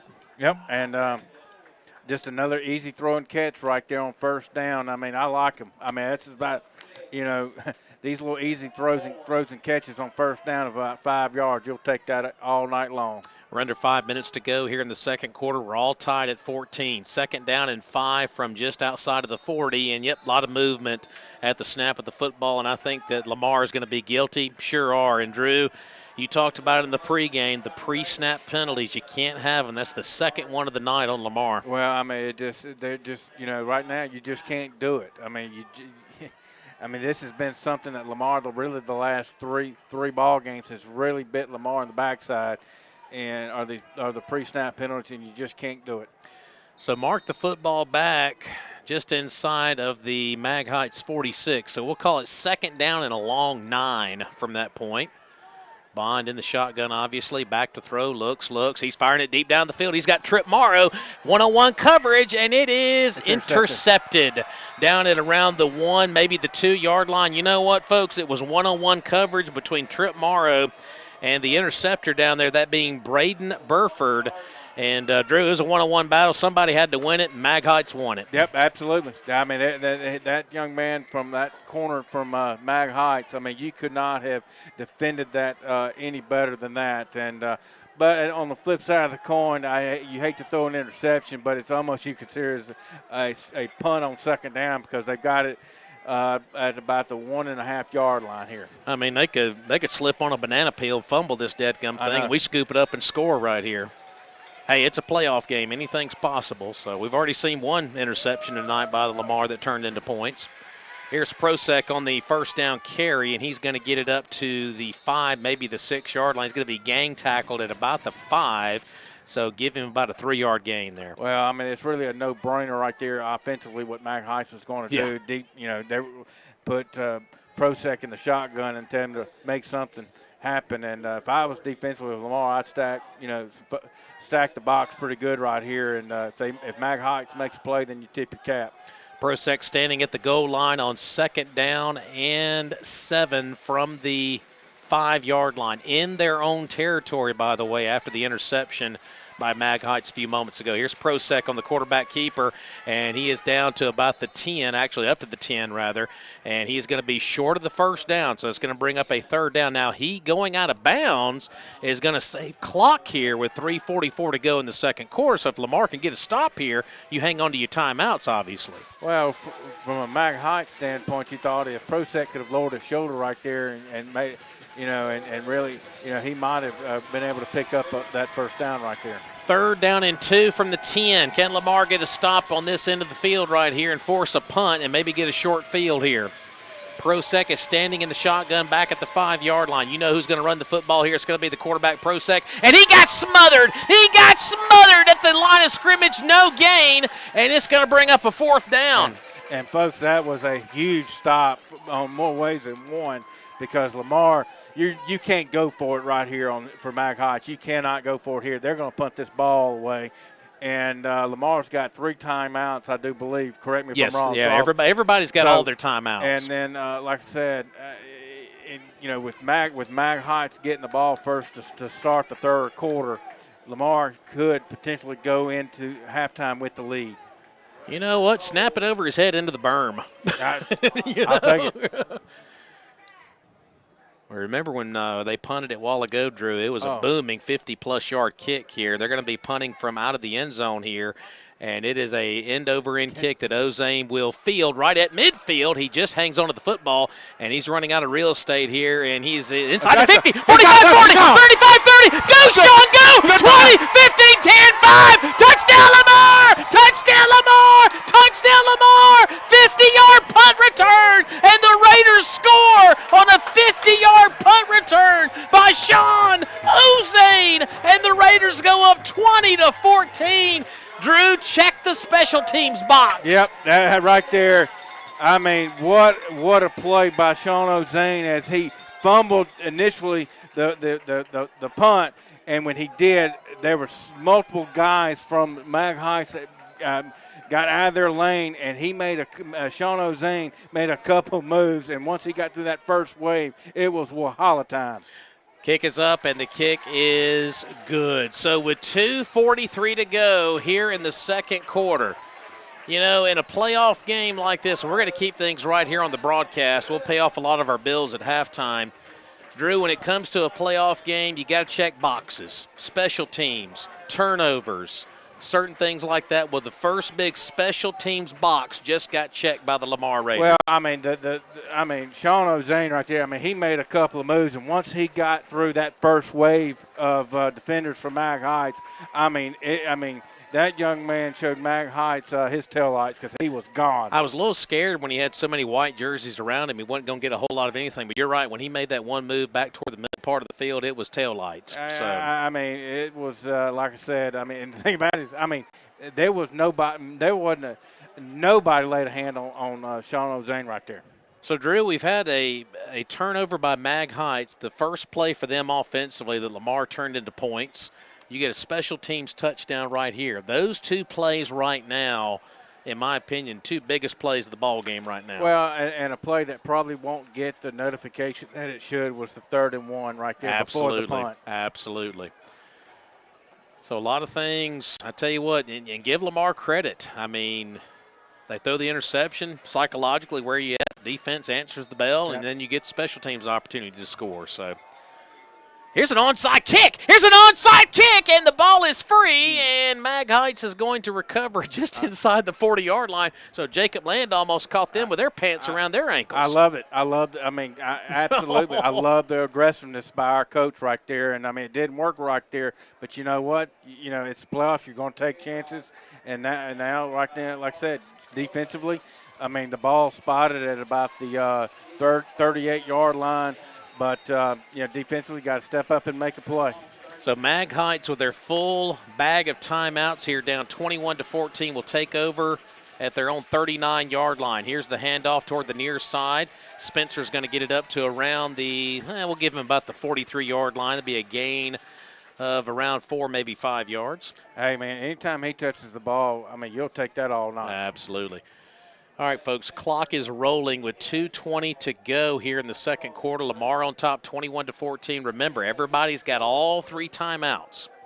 Well, right now, I mean, there's really not a sense of urgency from Mag Heights offensively, but then again, they don't need any at this moment when you got a quarterback like Prosek. Prosek is going to throw the football down the field, and it is almost caught over on that far side. Drew Mitchell was in coverage over there. I tell you what, Jackson Price got his hands on the football. He had the touchdown catch earlier, and he almost made another circus catch. But luckily for Lamar, it's incomplete. Yeah, I mean, the ball, and the thing about it is, guys, the ball was right there. I mean, it was perfect. That was a perfect throw, and give Drew Mitchell all the credit right there as he was battling a guy that's got about 5 to 6 inches of height over him. And Drew, this is a big play here on 3rd and 6. If you stop him here, well, let's see what happens here on 3rd down. Remember, Lamar's got all 3 timeouts. Exactly. I know exactly what you're thinking right here. A stop here, and Lamar potentially could get some more points here. 3rd and 6, though. You got to check this box first from the 43-yard line. Prosek in the shotgun, and they're going to hand it off down here toward the near side, and we're going to string him out. Stopped him right at the 42-yard line for a yard loss. Trip Morrow had a hand on him initially, and then a couple of other red jerseys came in to join the play. So that's going to be a loss of 1, and it's going to be 4th down and 7. Well, even though that Morrow did not make that play, he was able to touch him and get him stopped just enough to where the help came in to make the play. And smartly, Coach Jacob Land calls a timeout right there so that Lamar's got all the time in the world to get the ball here, to get some more points late in the second quarter. But going back to the 3rd down play right there, I thought Trip Morrow did a fantastic job of holding containment right there and allowing help to come and make the play. All right, so let's reset the situation here for you folks. Lamar leading Mag Heights 21-14, 1:33 to go here in the second quarter. Lamar just spent their first of 3 timeouts. It's going to be 4th down and 7 from the Mag Heights 42-yard line. Lamar went on top 21-14 after a 50-yard punt return touchdown by Sean Ozane a few moments ago. Now, Ozane is going to be back to return it right here. Now, Mag Heights knows this young man can make some moves in special teams. Now, do you try a directional punt here to try to punt it away from him? Watch the fake right here. You never know. You never know. Remember, Mag Heights has got all 3 of their timeouts. Boy, a lot of things could happen right here. I'm just telling you that right now, Mag Heights knows Lamar's got the momentum of this ball game. I smell something rotten coming. I'm just telling you. All right, the kicker is Prosek. He is standing back inside the 30. There you go. And he is going to kick it away from Ozane. It's going to take a nice Mag Heights roll, and it's going to roll dead at around the 15-yard line. So when they touch the football, it's going to be 1:22 to go in the second quarter. So, Drew, you got a couple of timeouts in your back pocket. You're up 21-14. Remember, Mag Heights gets the ball to open up the third quarter. I know if you're Jacob Land, you'd like to get something on the move right here, but you don't want to get too dangerous here. Yeah, I think you maybe take one shot, see if you maybe downfield, and if it's not there, I think you just play for halftime here because of the punt situation. It's deep in our own territory around the 15-yard line. Maybe take one shot, see if you get something big. If not, you play for halftime and let's get out of here. And you don't want to get too conservative either because, remember, Mag Heights has all 3 of their timeouts. They can start burning them. All right, we're going to throw the football on first down. It is completed to Sully Reed. We got a penalty marker back near the line of scrimmage as Reed is going to be taken down shy of the 20, but obviously this is going to be a holding call against the Raiders. So, once again, the Raiders are going to be behind schedule on first down. Yeah, where they threw that flag, I would be shocked if it's not holding on Lamar. As officials discussing it, but we're expecting a hold here on the Raiders, and that's exactly what we're going to get. That took a handful of seconds off the clock, 1:10 to go. And now where the foul occurred, it should be, Drew, shouldn't it be half the distance right here? Yeah. Or are they going to mark it back to the 5 here? It should be half the distance, I would think. That's exactly what it is, holding half the distance to the goal. So they'll drop it around the 7 or 8 yard line back there. So first down and long here for the Raiders.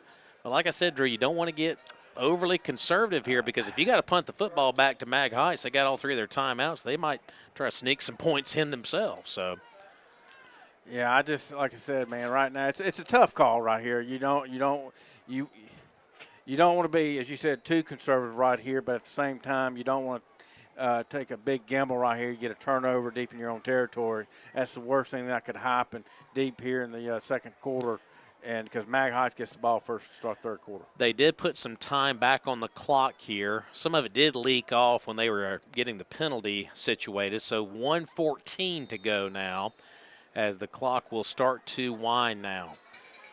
So 1st and 17 from the 7. Here is the handoff to Curley, and Curley is going to cross the 10 up to the 11-yard line, so he'll get a handful right there. And, Drew, from what Mag Heights is not doing by calling timeouts, well, now they're going to call a timeout. Okay, so they will call a timeout now with 53 seconds to go before the break.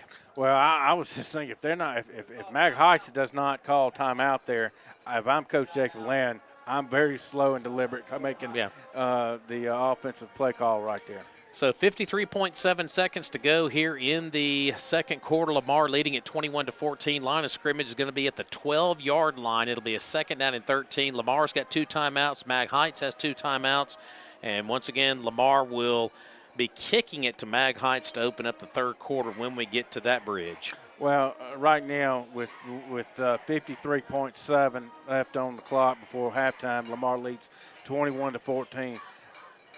To me, I'm running the ball, make Mag Heights call their timeouts. Absolutely, absolutely. All right, as Lamar having a very lengthy discussion in their huddle over here near the near sideline here.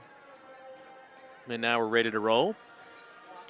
Winner of this game will head to Gallman next week to take on Capaya Academy.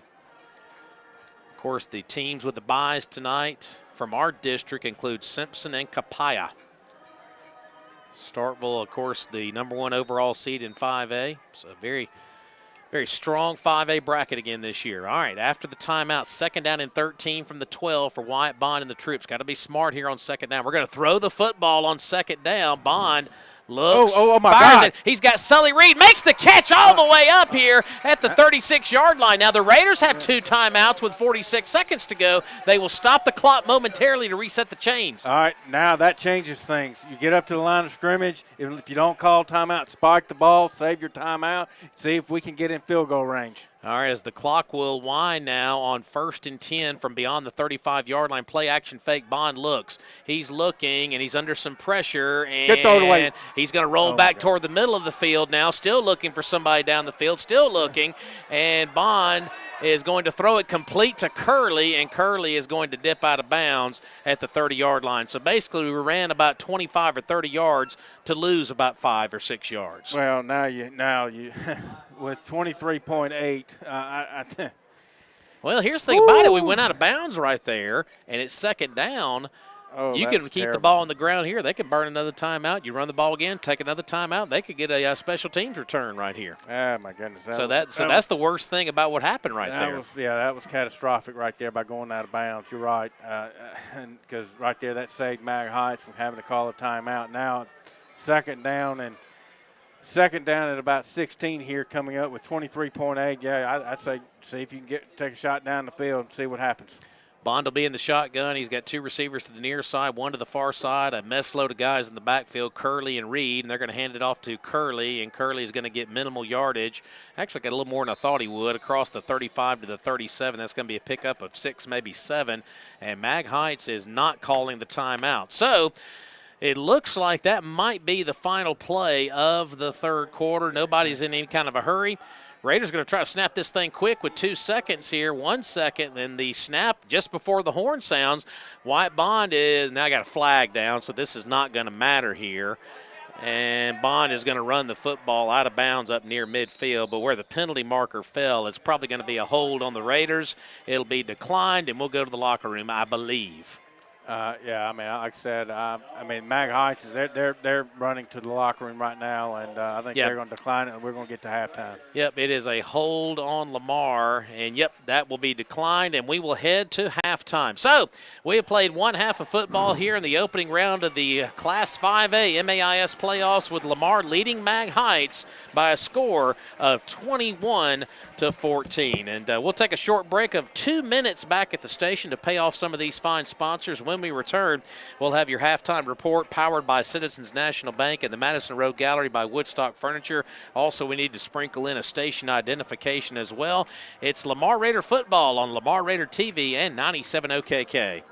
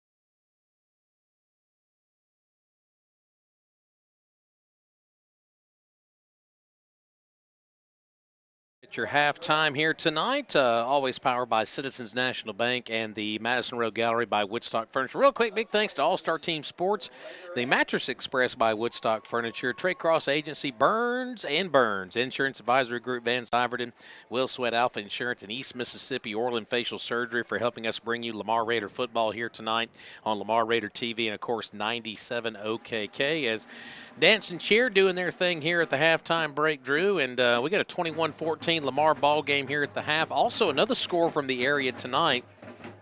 Big one over at Brandon tonight between Meridian High and the Brandon Bulldogs. How about this score? Halfway through the second quarter, Brandon 27, Meridian 21. Wow. As Daniel Hill just continues to be Daniel Hill over there at Meridian. So, but big ball game over there for the Wildcats. But congratulations to a lot of our other area teams that played last night. Of course, a lot of Thursday night games last night, so not a lot of many Friday night games this evening, but we'll try to get you some academy scores as we kind of move along here tonight. But, Drew, 21-14 here at the break.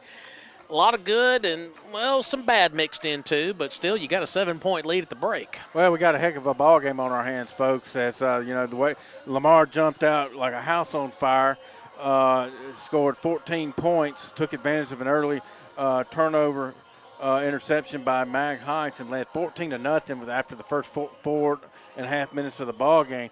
But give all the credit in the world to Mag Heights as they came back, storming back with 14 unanswered points of themselves. And the only difference in this ball game to this point is a 55-yard punt return by Sean Ozane, and Lamar leads 21-14. But, folks, I tell you, man, this is going to be a game that's going to, like I said earlier, there's certain games that you just got to feel that it's going to come down to the final snap of the ball game, and this has all the potential to do that as we got two high-quality football teams battling out here tonight, and it's going to come down to a play here and a play there, Robbie, and it's going to decide this game. Absolutely, and, of course, you mentioned Lamar got it started early with a 14-0 lead. I mean, opening drive of the ball game, Lamar good mixture of play calls, both pass and run. Kellen Curley really started the ball game well. Of course, he started the scoring with a rushing touchdown. And Mag Heights touches the ball once, throw an interception. Trip Morrow just stepped right in front of the lane and made the interception. Of course, handful of plays later, we go up 14-0. Everybody's loving on each other. We're feeling good. But Mag Heights, you don't find this a whole lot in high school football, but when you get to the postseason, it's a different breed out there. They're down 14-0 after making a 3.5-hour drive to Meridian, and they answer back and tie it. Oh, and that was huge to me. And that when they did that told me that they are a mentally tough squad, and they're not going to run and hide. And of course, their first touchdown of the night was set up by that big long run there by Prosek, the quarterback. And, of course, they stopped Lamar on the next possession. And, of course, the big difference right now for Lamar, special teams. I mean, when you get into playoffs, special teams always seem to kind of rise to the top somehow, some way. It's a block kick or something like that. But Lamar got the big play on the 50-yard return there by Ozane there with a few minutes before the break. And as I said, man, and I know this play is not going to get a lot of notification, but before the punt, I thought the 3rd and 1 stop by the defense circled that play because that was gigantic. Because when you go back to that whole sequence, Lamar throws the football down the field. Morrow was in one-on-one coverage with Braden Burford. They picked the ball off at the 2, and I know a lot of folks are like, oh, that's an interception. But you know what, folks? There's two guys going up to make a play. Their guy won the play. They get the ball at the 2, and you're thinking, okay, if Lamar can get a stop down here in this end of the field, you feel like you're going to get good, good yardage, a short field. Right. And like you said, you knew who was going to get the football on 3rd down. It was going to be the quarterback, and we read it well and stopped him at that point. But Ozane on the punt return just made one ridiculous move that made the difference. Yeah, he really did.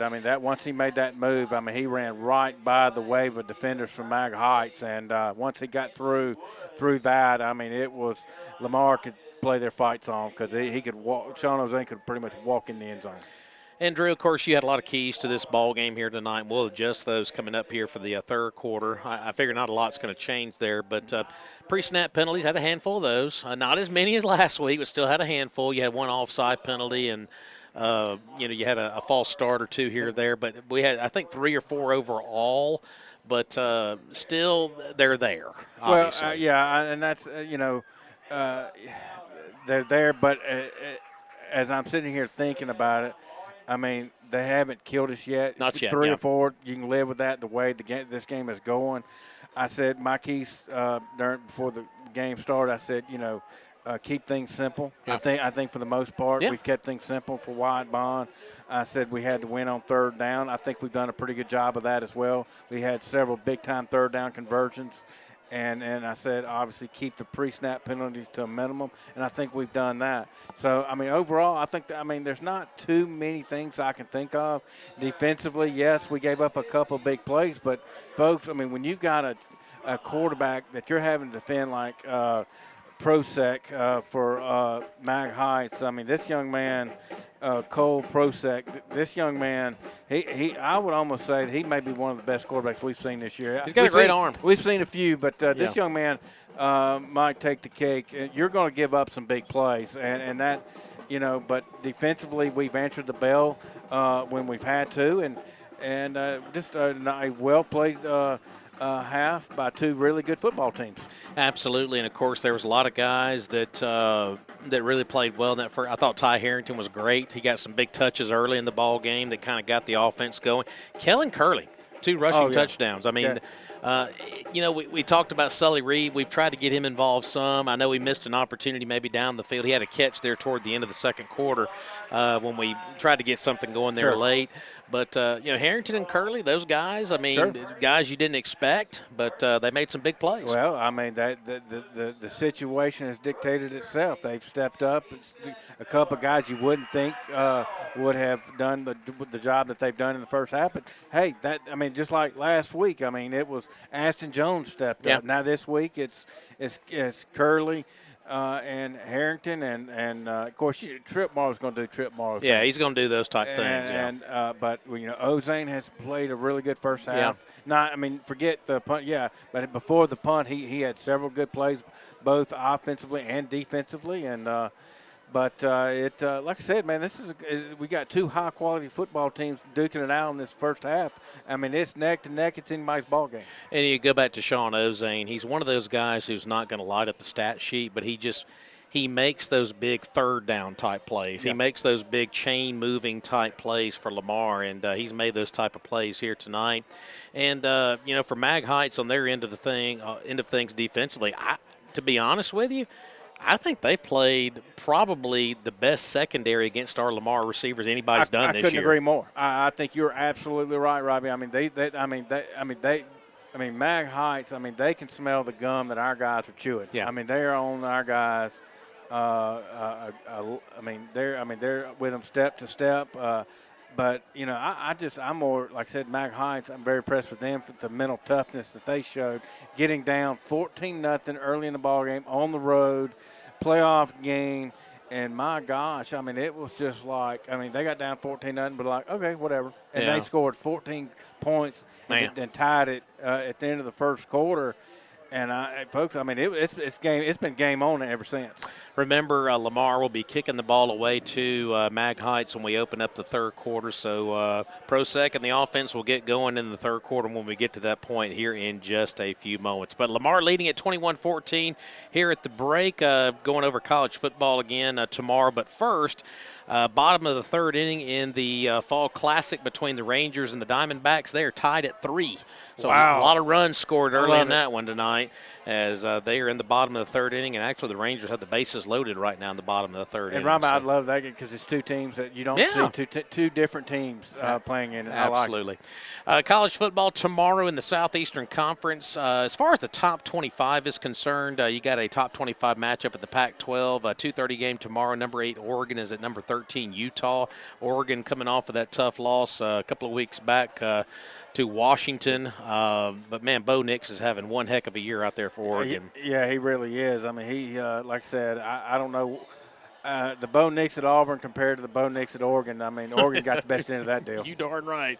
So that's a 2:30 game tomorrow. Only other inside of the top 25 game tomorrow. Kind of a sneaky good game tomorrow. Number 20 Duke is at number 18 Louisville.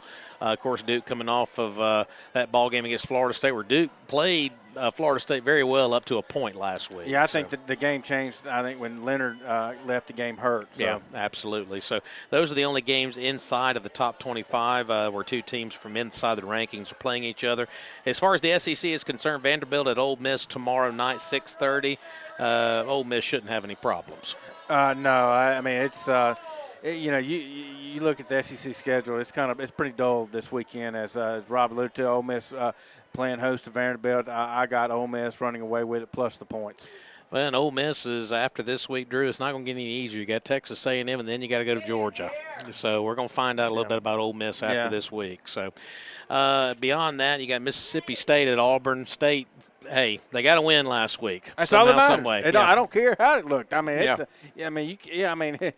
mean, you can't put lipstick on that ugly pig. No, you can't. But State came away with a big 7-3 road win in the SEC, and a win that State so desperately needed. And I was happy for Zach Arnett because he's been under fire for a couple of weeks now. But not long story short, but Mississippi State on the road, on the plains at Auburn. I said during the pregame show on the Burn, this is going to be another kind of, I think, an ugly, low-scoring ball game. I'm going to give Auburn the slightest edge because the game's at Auburn. Cocktail party tomorrow, Georgia and Florida. Boy, that game has had some stories to tell over the years. Georgia's a 2-touchdown favorite. I know they've got an injury or two, but Georgia's still Georgia. Well, Brock Byers is not playing. He's a couple weeks away from returning to the field. That's okay. Georgia's got another 5-star that they'll bring off the bench to replace him. And I think Ladd McConkey for Georgia is going to be the difference of tomorrow's ball game in Jacksonville. I think Florida will come out hot, motivated, ready to play for the first quarter and a half or so. But I think Georgia runs away with it in the second half. Real quick. Do you dare watch the Saints on Sunday? Well, because that's ugly. That's bad to watch. I mean, it's like I said. I mean, in Halloween, when does Halloween is celebrate Halloween? Halloween's over the Tuesday. Weekend, right? Yeah, they'll okay, celebrate over the week. They're going to be in Indianapolis. Well, that game could be scary to a lot of folks. As both the Colts and the Saints kick off this weekend, and that's going to be, like I said, that's going to be ugly to watch. Yeah. Saints have got a lot of question marks. I think at that OC position. I think they got especially. they got some question marks on the coaching staff. Yeah, exactly. So, well, that's going to wrap up our halftime report. Once again, big thank yous going out to Citizens National Bank along with the Madison Row Gallery by Woodstock Furniture. Folks, support those local businesses. Do your banking there with Citizens National. And, of course, if you need a big recliner for some of these ball games over the weekend, go by and see the folks there at Madison Row Gallery. They'll get you fixed up there, Woodstock Furniture. We're going to take another 2-minute timeout. When we return, we'll kick this thing off for the third quarter. Lamar leading it here at halftime, 21-14 over Mag Heights. Back in 2 minutes here on Lamar Raider TV and 97 OKK.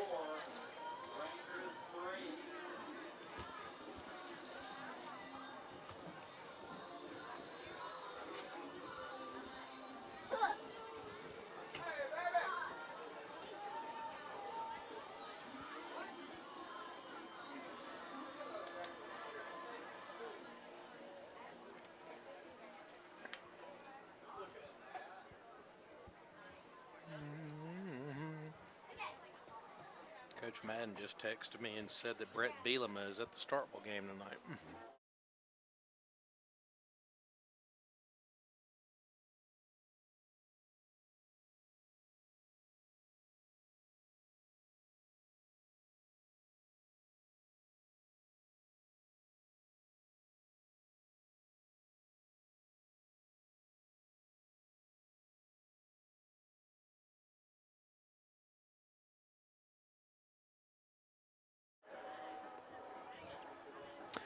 All right, welcome back inside the broadcast booth as we're just minutes away from kicking this thing off here in the third quarter with Lamar leading at 21-14. I think Drew had to go take a latrine break down there. So got Gavin joining us here for just a moment here. Gavin, we got a good one on our hands here tonight. Yeah, this has been an absolute shootout so far, Robbie. I can't say I didn't expect it, but this has not been at all how I thought this would go. So 21-14, Lamar leading it here at the break. What do you think we got? Any adjustments you think Jacob Land and the staff are going to make here going into the third quarter? Honestly, I don't really know. It's a weird situation, Robbie, because when you have a quarterback like Prosek, there's really not a whole lot you can do to circumvent an athlete like that. It's so hard to do what's necessary to stop a guy like that can kill you both through the air and on the ground. Yeah, because I was more worried about him running the football, but he's showing off that arm here tonight. Of course, we mentioned this young man, Cole Prosek. Of course, he is a sophomore, and he is a very good shortstop on the Mag Heights baseball team. But I will say this. I am glad we're playing him in football tonight and not behind us on the baseball field, because Mag Heights for years and years has produced some very fine baseball players out of that program. So, but Raiders are, I believe, just about to come out of the locker room. Mag Heights has already made their way out here for warm-ups here in the third quarter. You know, Gavin, it's really weird. You know, we're playing football here tonight, but basketball season is cranking up next week, which is hard to believe. So Raiders are going to kick off the basketball season on Monday night against Columbus Christian at home, and then with PCS here next Saturday. So basketball season is upon us. Yep, and it's hard to not be excited about it, but, buddy, there ain't no rest for some of these kids. Some of these guys, as soon as their football season comes to an end, hopefully not tonight, but whether that's tonight or whether that's in a couple weeks' time, well, as soon as they're done. Gavin, I know you agree with me on this. The one thing we can say, at least we didn't have to drive 3 or 4 hours to go play a football game like some of these teams had to do. So. Goodness gracious. We had to do it for baseball in the playoffs this year. Oh, my goodness. That I never thought – I started to believe Senatobia wasn't a real place, Robbie. Well, I mean, the thing about it is Mag Heights had to drive here 3.5 hours. Leak had to go to Silliman tonight. Yeah. I mean, you had Bayou and ACCH. I mean, a lot of, or S rather, and a lot of very lengthy road trips in the first round. But luckily for the Raiders, they got the home game here tonight. And but we're not out of the wood just yet. Only up 21-14 here at the break. And yeah, we were talking about this earlier. Defensively, I say you stay aggressive and keep bringing Thomas Bryan and, of course, Wilson Collins. I mean, honestly, Robbie, that's probably what you kind of have to keep doing. You have to make Prosek uncomfortable more than anything. Oh, absolutely. The last thing you want is an athlete of that magnitude being able to just have his way and do what he wants to do. Well, when he gets an open field, he's tough to bring down. I mean, well, and because we saw it on the first carry he had of the night where he broke free for that big 45-yard run. I mean, he slipped about 4 or 5 tackles, and, of course, we probably didn't do a great job of wrapping up in certain situations, but still – he just made 1 or 2 big plays right there with his legs. So, I think Hayden Davis and the defensive staff have got their hands full trying to diagnose some good plays to draw up against Prosek here. So, I would imagine the halftime discussion from Hayden was probably not even that upset, I would say. No. I would guarantee you he just sat there and he's like, look, we just got to keep doing what we're doing. We planned for this. We knew the kind of athlete we were going against. Just keep doing what we're doing. We cannot allow him to break off those 40-yard runs. Boy, good to see Twig down there. Of course, Ty Wiggins is hobbling his way down here on the near sideline. Gavin, he had his ACL surgery last Friday, and good to see him back down there. Yeah, I bumped into him today. Didn't expect to see him today, and it was very nice to see the kid. All right, appreciate you, Gavin, as Drew makes his way back in from his probably water/bathroom and everything else break here at the halftime as Gavin jumped in there for just a moment or two here. I feel better now. You feel better now? Yes, good deal. Yes, sir. All right. Well, Drew, we're getting ready for 2 more quarters of football here in the postseason. anything you adjust? I asked Gavin that same question. What do you adjust here going into the third quarter? Well, me personally, I'd say nothing offensively. I think from an offensive standpoint, you keep things simple like we did in the first half. You take the shots down the field when they're there, but the easy, simple throws were there all in the first half. And like I said, second half, you dink and doink, and if you get one down the field, great. Defensively, I think we've got to maybe put a little bit more pressure. Yeah. I think we got to get some pressure on Prosac. This young man has got a hand cannon. And like I said, we got to get the ball out of his hands a lot sooner than he wants here in the second half. All right, Lamar will be kicking the football away here. And I don't think Lamar will be doing an onside kick here. They tried that back in the second quarter. Didn't pan out for him, but still not a bad opportunity to try it. But Morrow will kick it off from the 40, get a couple of returners back inside the 10. Well, folks, we've had a good one so far, and I feel like we're going to have a heck of a finish here tonight. No question about it, folks. Get the Pepto-Bismol up, have the Pepto-Bismol close in hand, because this game is shaping up to be a fourth. 21-14 Raiders as we get ready to start the third quarter, and Morrow will put toe to leather, and we are underway. It's going to be a relatively short kick that's going to bounce inside the 25 and fielded by the Chiefs near that point, and that is Price with the football up to near the 40-yard line, so he gets a handful on the return right there, and that's where Mag Heights will start 1st and 10.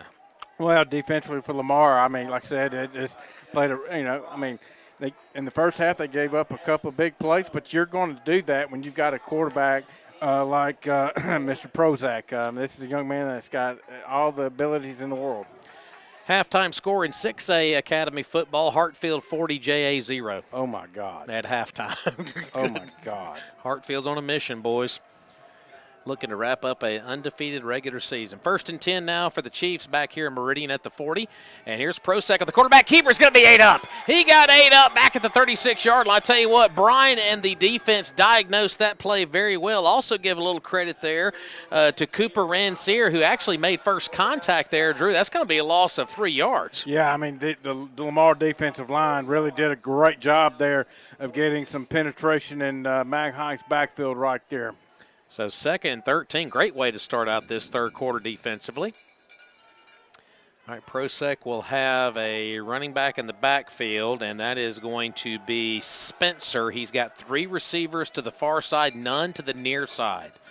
On 2nd and 13, that long play-action fake, and Prosac is going to keep it, and he's going to get up to around the 42-yard line. I think a penalty marker came in as well near where the tackle happened, and this may be a hold on the edge here on Mag Heights. Yeah, I think the wide receiver on this near side was holding, trying to make a block, and that's exactly what it is right there, as that's the penalty, is holding on Mag Heights. And I would probably decline this and make it 3rd down and long situation. I think Jacob Land did decline the penalty, so, it's going to be declined, so we'll take the play. It'll be a yard gain, so 3rd down and 12 for the defense. Got to make a play right here, get off the field defensively and put your offense back on the field. Line of scrimmage on the near hash at the 38-yard line. 3 receivers to the far side, none to the near side, a tight end out there. Prosac in the shotgun with Spencer. Lamar Raider fans getting behind this Hayden Davis defense on 3rd down and 12. Prosac claps his hands, back to throw the football. Looking to dump it off across the middle. It's caught, but Ballou is going to wrap him up at the line of scrimmage along with another couple of members of the Red Wave, and that's going to be a gain of maybe a half a yard. A big-time 3 and out by the defense. I cannot tell you how big that defensive play was, how smart we were. We read screen all the way, and just, outstanding defensive series right there by Lamar defense. Prosac, the punter, I think he does everything but drive the bus for Mag Heights. He'll be standing back inside the 25-yard line to punt this thing away. Ozane Drew is standing all the way at the other 25 or inside it. This kid's got a leg on him now. He can do everything. If you can, please field the punt. Here's the kick, and it's a kick the other direction, and Ozane will let it roll, and he's going to leave it alone inside the 12, 13-yard line. Drew, it was kind of tough on him there because it was kicked away from him. I don't blame. Yeah, you got to let that one go. So 1st and 10 after the punt. Ball's going to be spotted around the 12, 13-yard line. Raiders have the football now, leading at 21-14 with 9:42 to go here in the third quarter. Boy, that was a good defensive stance by the Lamar Raiders right there to start the third quarter.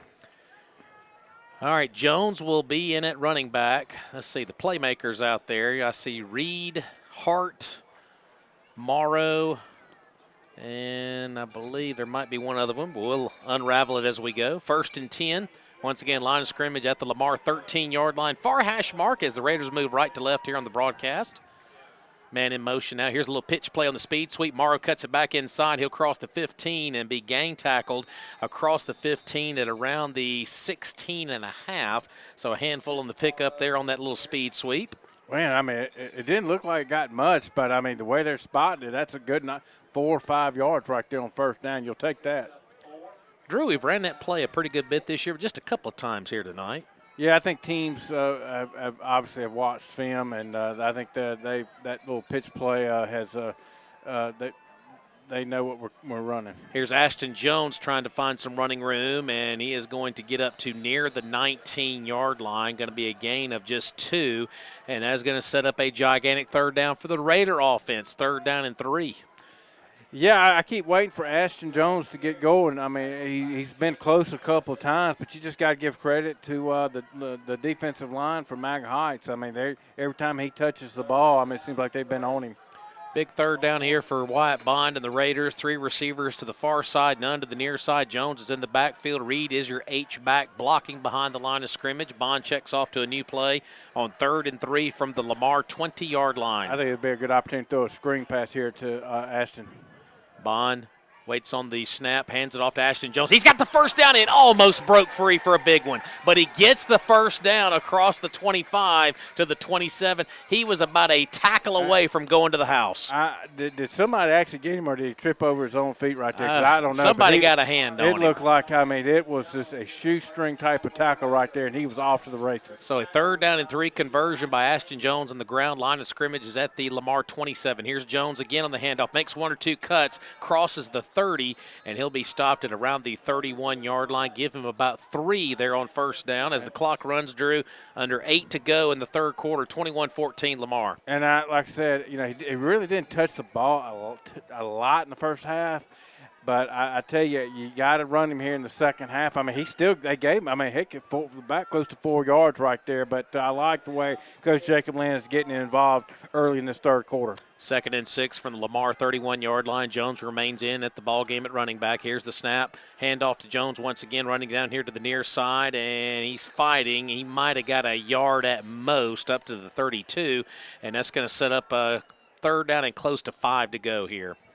All right, and like I said, you know, 3rd down and 5 right here. I mean, they've been giving our slot receiver, you know, a lot of room off the line of scrimmage. If they give us the middle of the field, run that square end slant right here, and it's open. All right, we're under 7 to go now in the third quarter. 21-14 Lamar. Jones in the backfield, 3 receivers to the far side. Runs. And here is the play action fake. Bond's got a man open. It's Sully! Sully! 45, 40, go! Sully, go! 30, 25, 20. Goodbye. See you later! Touchdown, Lamar! Touchdown, Raiders! Pick your pants off the floor, boys! Touchdown, Raiders! Well, I mean, that was, a beautifully designed play action pass right there. And caught him. Caught him. I mean, just flat caught him. As Sully, it was the same play as its first half. It just didn't work because we overthrew Sully Reed. We come right back, same play. This time, Sully running right up the left seam was wide open, and all Sully had to do was to catch the ball. 67 yards on the touchdown, I believe, is what the marking was on that. Snapback is good. The kick is on the way, and the kick is good. So with 6:41 to go here in the third quarter, Sully Reed with a big touchdown grab. 28-14 Lamar, back in 30 seconds here on Lamar Raider TV and 97 OKK.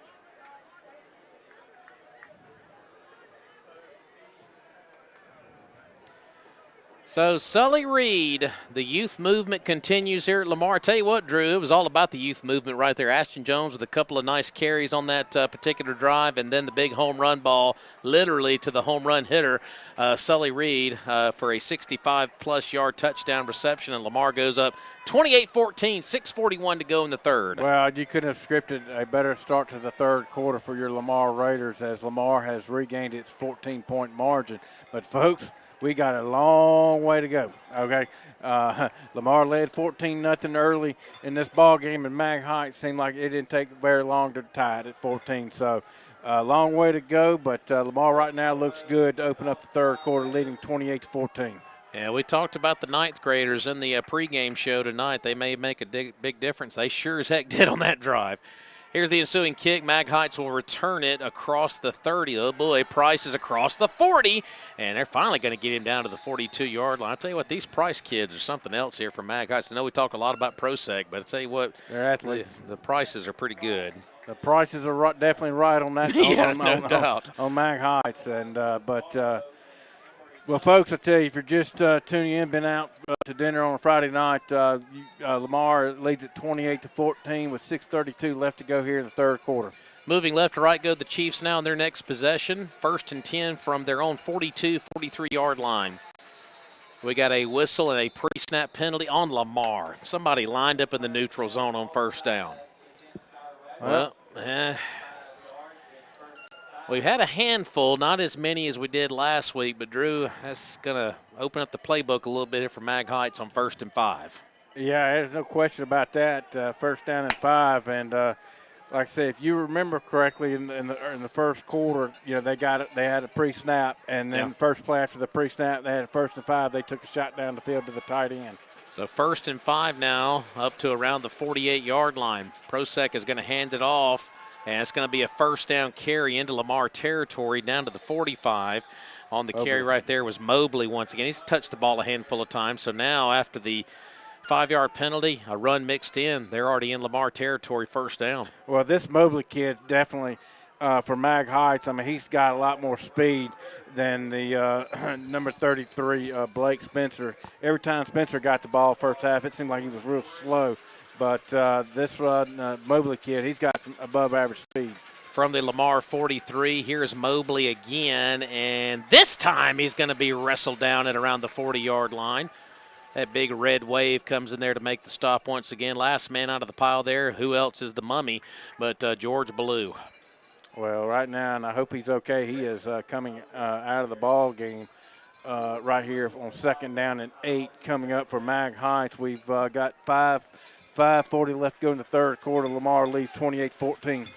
2-yard gain on that last play as the mummy made the tackle. Yeah, George has got an arm brace on, his ankle's taped up. He's wearing probably weird-looking shoulder pads. I mean, he is gutting through it. Here's the handoff down here to Mobley. Nice tackle right there. Boy, I tell you what, it doesn't get no better than that. Nope. I mean, and was that McBrayer right there on that tackle? That was McBrayer. Came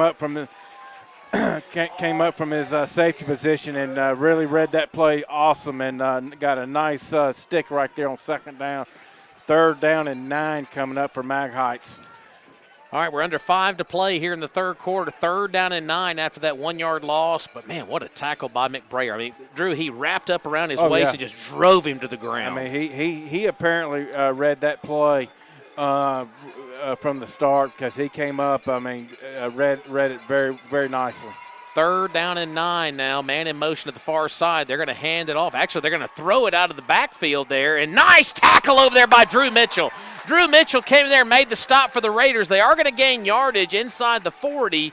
It was a misdirection handoff. They dumped it out of the backfield. It's going to be a gain of a handful. It's going to be 4th down, and about 5 to go here. Well, right now, if Lamar really wants to put the foot on the throat right here, get a stop here on 4th down and 5, and Lamar will really will have control of this ball game.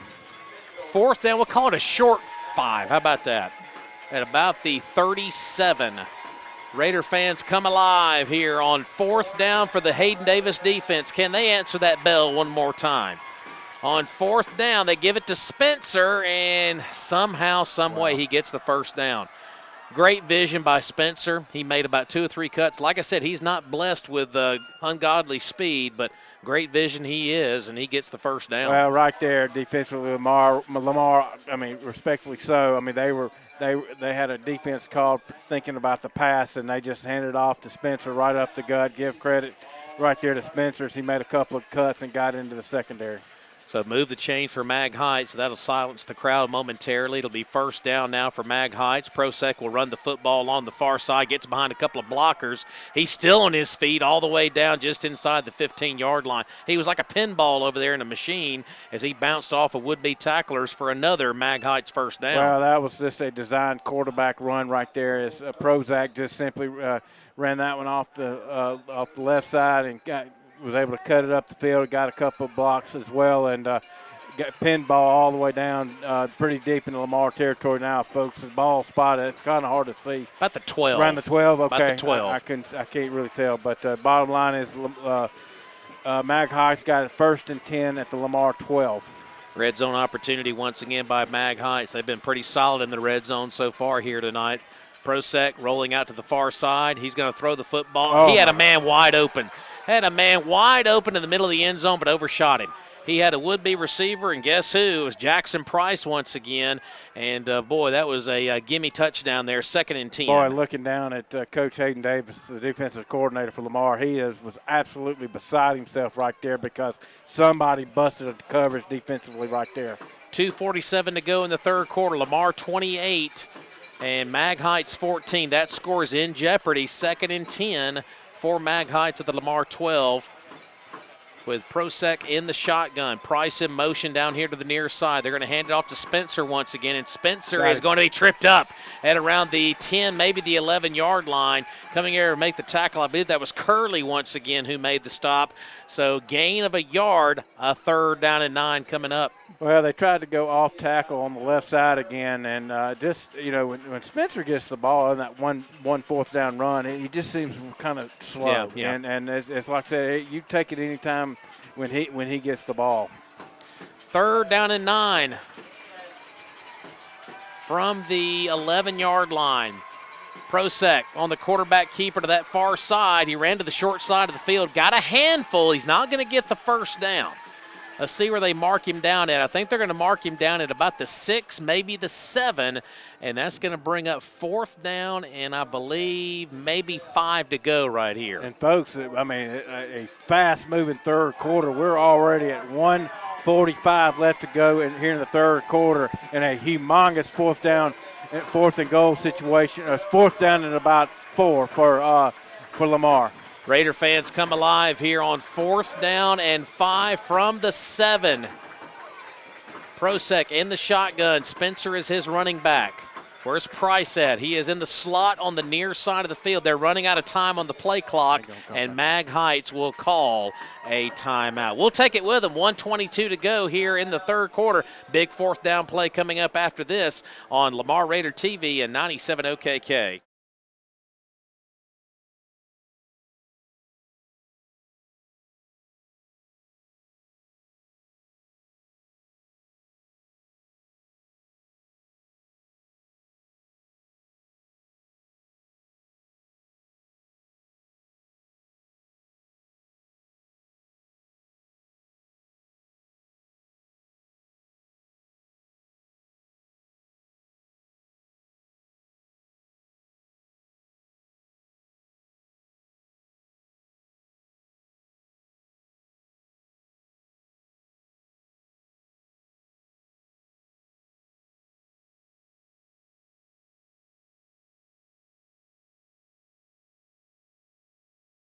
With 1:22 to go here in the third quarter, Lamar leading at 28-14. Mag Heights just took their first of 3 timeouts. They will have a 4th down and 5 from the Lamar 7. Well, I can't really blame Mag Heights right there for calling a timeout because this is a gigantic play for them. If they don't get it, it potentially could be a game, set, match situation for them if they don't get this. Prosek in the shotgun. Spencer is the running back. Price is the slot man to the near side. Defensively, if you can't get to the quarterback, get your hands up to knock down the pass. Prosek rolling to pass, and he's going to throw it. Caught. Touchdown, Mag Heights. And where do they go again? They went to Price. Jackson Price. We got a penalty, I think. There is a penalty marker. It's coming back. It's a hold against Mag Heights. Wow, the flag is resting back here at the 17-yard line. What a break for Lamar. Somehow Price was able to wiggle free. You've always got to be aware where he is at in ProSec, and that is going to erase the touchdown. So, wow, what a major penalty this is. Yeah, that's a gigantic penalty Oof. for Mag Heights right there. I think they're trotting on their field goal unit, I think. Yep, I believe now. I mean, if they trust their field goal kicker, you got to. If you're them, you still got a full quarter to play here. Yeah. And a field goal here will cut it to just a 11-point ball game. But, wow, a humongous penalty that was. All right, Bright's going to attempt the field goal here. We're going to call it about a 34-yarder right here. Yeah, I'd say, Drew, about 34 right 34, there. 35, somewhere in that We'll call it 34. 34-yard field goal. Kick is nowhere near. A dying duck. I mean, it didn't even get to the end zone. I think it might have been tipped at the line of scrimmage. So the field goal goes by the boards, and Lamar stands tall. What a great stance there defensively by Lamar. We leaked a little bit of oil right there, but we were able to stand tall in the end. That's the true definition of bend but don't break right there. Absolutely. So with 1:18 to go here in the third quarter, Lamar 28 and Mag Heights 14. Now, Drew, is this the drive where you say, you know what, enough is enough? This is the kill shot drive coming up for Lamar. If we can get points on this drive, I believe that Lamar will advance to the second round of the playoffs. And Lamar, can they show that killer instinct here in the postseason? Absolutely. I mean, do they have that killer streak within them? We're about to find out. Bond in the shotgun from the 20. Here's the handoff to Ashton Jones, and Jones is going to wiggle free for some pretty good yardage across the 25 up to maybe the 27. So good gain on first down. Yeah, and now that Lamar's got complete control of this game right now, let's really rely on the running game. Not to say we don't throw it, but just like I said, Ashton Jones looks like he's starting to really feel it here in the third quarter. He's getting some good yardage. Let him get him the ball and let him do his thing. All right, 45 seconds and counting to go here in the third quarter. Lamar 28 and Mag Heights 14 on the Will Sweat Alpha Insurance scoreboard. It'll be second down and a short 4 coming up here for Bond in the offense now with Jones in the backfield. Morrow in motion now. Here's that speed sweep play, and Morrow slipping free. Got a couple of yards at most. He's not going to get the first down. It's going to be third down and I believe about a yard to go. Yep, and right now as we're I would not run another play. I wouldn't either. It's like I said, we're 15 seconds left to go here in the third quarter. Let's get ready for the fourth. All right, 10 seconds and counting. Nobody's in any kind of hurry right here. There's no sense of urgency. And with 5 seconds, 4, I don't think we're going to get a snap off right here. And, folks, we have made it to the end of the third quarter here in the first round of the Class 5A playoffs with your Lamar Raiders leading it 28-14. We'll be back with the fourth and final chapter of the first round of the playoffs after this short timeout here on Lamar Raider TV and 97 OKK.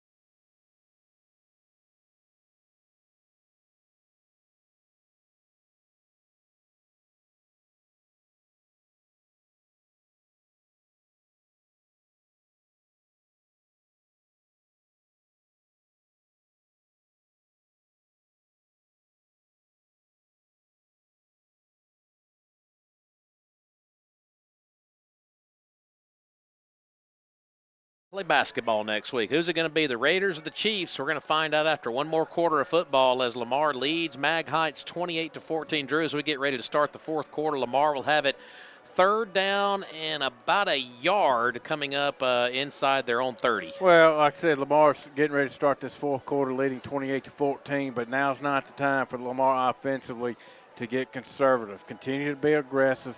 Continue to make things simple. And we'll be just fine. Winner of this ball game gets a date with the Colonels next week in Gallman against the Copiah Academy Colonels. But who's going to be there, Lamar or Mag Heights? We'll find out after 12 more minutes of football. Third down and about 1.5 yards here. Here's Ashton Jones, and he has got the first down and then some. He is up to around the 32-yard line. First down for Jones and company. And that offensive line, that's what you call doing work right there. Yeah. They got a huge push right there on the 3rd and 2 run right there. And Ashton Jones got right behind the big guys and moved the sticks. Lamar, first down. And, of course, with that first down run, clock churns as well here to begin the fourth quarter. From the 32, Hart and Morrow to the far side. Reed and Nelson down here to the near side. I smell a run here with all the heavies for Lamar here to block maybe. And here's Ashton Jones to the near side, and he is going to get up to the 35-yard line. So a gain of 3. It'll be 2nd down and 7. Yeah, and I mean, he's Ashton Jones, he's getting the tough yardage here in the second half. These are tough yards that he's getting here in the second half. First half, he really didn't get a whole lot, but these are necessary runs by our offense that are very, very important. All right, we're 1 minute deep into the fourth quarter, 28-14, Lamar leading it now. Drew, we're going to split Jones out at wide receiver. I like it. And no running back in the backfield now on 2nd down and 7 from the Lamar 35-yard line. Bond back to throw. Looks, taking a shot down the field. He's got a couple of guys down there. We got pushing and shoving. Any flags? No penalty markers as the Lamar faithful are going to let him hear about it. Well, right there, I really think it was a good no call. I think our wide receiver, just fell down. I really do. So 3rd down and 7. So the Raiders gamble there and take a shot. And now, all of a sudden, this becomes kind of a big 3rd and 7 here. Yeah, like I said, I didn't mind us throwing the ball. I wasn't sure about that particular that particular play, but nonetheless, right now Lamar's got a 3rd down and 7. We've got 10:36 left to go in the ball game. Lamar leads 28-14. On 3rd and 7, Hart moved. Yeah, he did. False start. Yep, Jonathan Hart moved out of his wide receiver position down here in front of us. So what was a 3rd and 7 becomes a 3rd and 12. And the pre-snap penalties have reared their ugly head here in the fourth quarter. And to make things worse, he did it right in front of his coaching staff.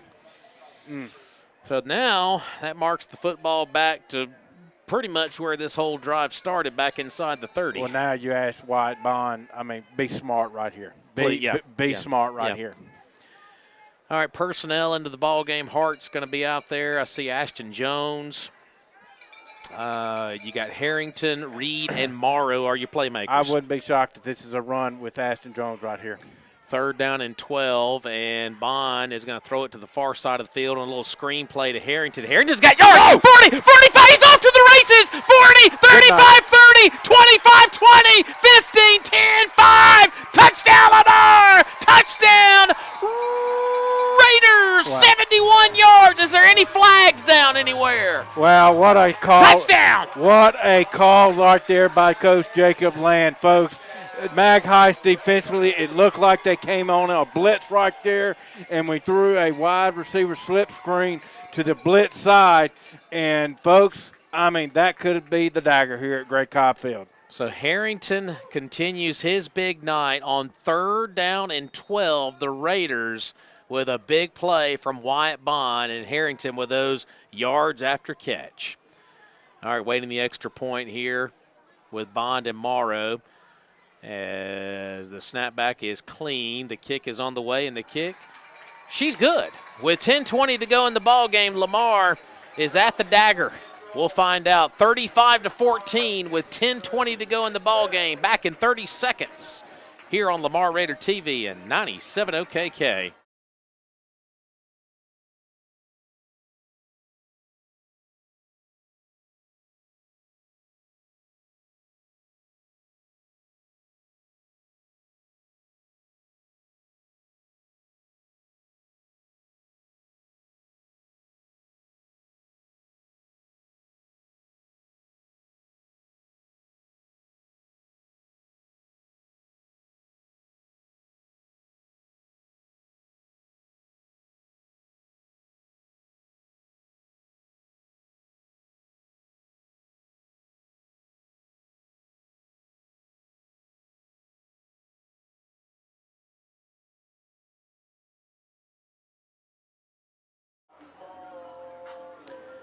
With 10:20 to go in the football game, Lamar just struck in a big way. 71-yard pass completion from Wyatt Bond to Ty Harrington.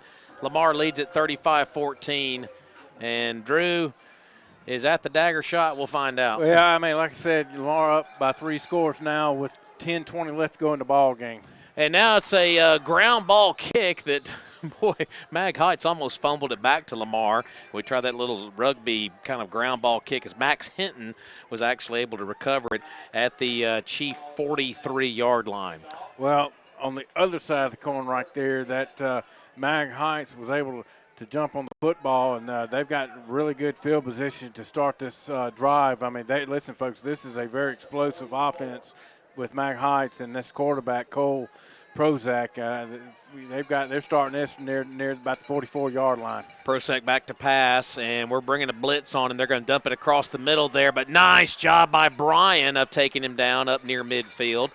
And we got a penalty marker back where Prozac was taken down. So let's hang on a minute here. Is it going to be a late hit on the quarterback? I believe that's what they're going to call. I don't think there's any question about that. We had about 6 or 7 red jerseys bearing down on him, and like I said, we were watching the pass completion, but I think it's going to be a late hit on the quarterback. But folks, I'm going to tell you something. That open field tackle right there by Brian, they picked up 7 yards on the play, but that potentially could have been a touchdown if Brian doesn't make that play. It is a roughing the passer call on Lamar, so that's going to march the football deeper into Lamar territory. Like I said, the tackle was made near the middle of the football field at the 50. Well, probably add 15 from the tackle. Yep, there's the personal foul, roughing the passer. They gave the signal for a second time. I like the thoroughness of our officiating crew here tonight. Like I said, this is a crew from the Canton, Mississippi area tonight. And, Drew, I'll be honest with you, I think they've called a pretty darn good football game tonight. They've done phenomenal work tonight. All right. Hey, I'll take that meeting when you're up 35-14. All right, they'll drop the ball, Drew, at the Lamar 41 after all said and done. Yep, as roughing the passer, they took the penalty, obviously, and the ball has been moved to now the Lamar 41-yard line. And the officials got to jog 30 yards down the field to go pick up the penalty flag, so good Lord. Well, Drew, I hate to say it, but that keeps the window somewhat open for Mag Heights here. Well, the short kickoff right there. Yeah, that too. First down from the Lamar 41. Prozac back to pass. That's got to be a hold on Mag Heights, and the ball is completed down the field inside the 15-yard line. There is a penalty marker here at the 50.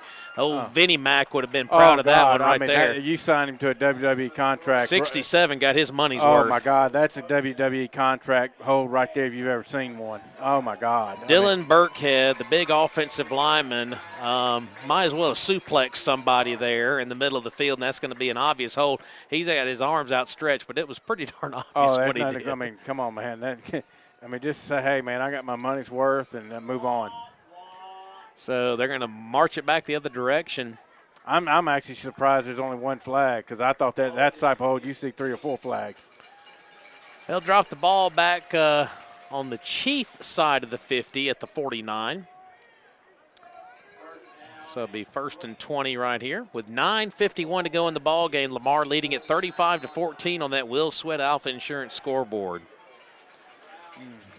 Remember, Mag Heights has 2 timeouts left. They took one back in the 3rd quarter on offense.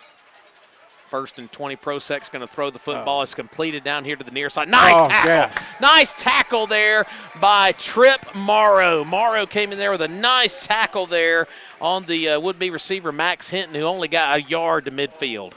Well, I tell you what, that was a nice defensive play right there, and because I originally thought that could have been that was coming a big play right there by Mag Heights, but a nice defensive play, and got it second down and 20 coming up for Mag Heights. They can get a first down at about the 31 of Lamar. Clock is not on their side as it continues to roll. 9 minutes now and counting.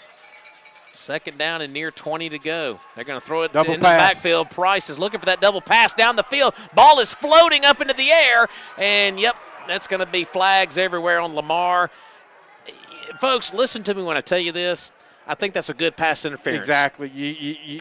You can't give up a big play there, and, I mean, that's a good if there's ever a good pass interference, that qualifies. Number 3, I believe, was it number 3 for Lamar? Yeah, Curley. Yeah, Curley got there. And the thing about it is, if he makes that catch, it's going to be all the way down inside the 25-yard line. Now, remember, it's not an automatic first down at this level. They're going to mark the penalty yardage off, and they will drop the football down to the 35. So it's going to be – they're going to have an opportunity to get the first down, but it's going to be 2nd down and 4 rather than a 40-yard play. Yeah, that even doubles down on the good PI right there, because that was not an automatic first down. As it will be a 2nd down and 5 coming up for Magnolia Heights. So Lamar got their money's worth on a penalty, and Lamar's going to get their money's worth on defense. Boy, pick your Raider. Curley, Nelson, I think Mosley, Rosenbaum, and Rob may have been back there. Everybody was back there on the red wave. That's a loss of 3. And there you go. They're on the 2nd down PI right there. Yeah. So, I mean, Lamar steps up after the pass interference call by Lamar with a big 2nd down stop, and back Magnolia Heights up on loss of about 3 yards. Mag's got a 3rd down and 7 coming up. Ball is resting at about the Lamar 37-yard line. And think about Mag Heights. They got to get rolling here. It's under 8 minutes to go in the ball game. They're down 35-14. Prosek back to throw. He is going to throw it down the middle. Fastball is going to be a little low. He trapped it. Ooh, they're going to say he caught it down inside the 15. Drew, I'm going to be honest with you. I thought he trapped the football. They're going to say he caught it down at the 14-yard line. The only thing I can think of is the officials are saying that his hands was underneath the football. Woo! Well, what a throw. That was a fastball from Prosek. You can understand why he's going to play baseball up in Oxford in the next couple of years. So move the chains for Mag Heights. They're back in the red zone at the Lamar 14. Prosek back to throw again. Looks, corner of the end zone, that back corner, and it is incomplete. And it looks like mini fly. Cooper Gordy was back there in coverage, so that'll stop the clock with 7:38 to go in the ball game. 2nd and 10 for Mag Heights at the Lamar 14. Well, I mean, right now Lamar can't get comfortable now. It's 7:38 left to go in the ball game. Lamar leads 35-14. This is a very, very, electric offense for Mag Heights. They could catch fire in a hurry. All right, so where's Price at? All right, he's to the far side of the field, and Mobley is the running back with Prosek in the shotgun on 2nd and 10 from the Lamar 14. Prosek play action fake, that long play action fake. He's going to run with the football, and good discipline by the Raiders. They're going to cut him down at around the 11 or 12-yard line. Once again, another big red wave there by the Raiders. I believe McBrayer may have been there to lead the charge. 3rd down coming up. Pursuit by the Lamar defense right there was outstanding. So 3rd down and 8, Drew, as we approach. We're ticking towards 7 to go. Yeah, and that play right there, that's going to burn another 30 to 40 seconds coming up for Mag Heights. And like I said, Lamar's in no hurry. Mag Heights, they think they got all night in the world right now. They're down by 3 scores. They're just letting clock leak away. And you know what? Thank you. Thank you. Absolutely. 3rd down and 8, 2-back set with Prosek in the shotgun.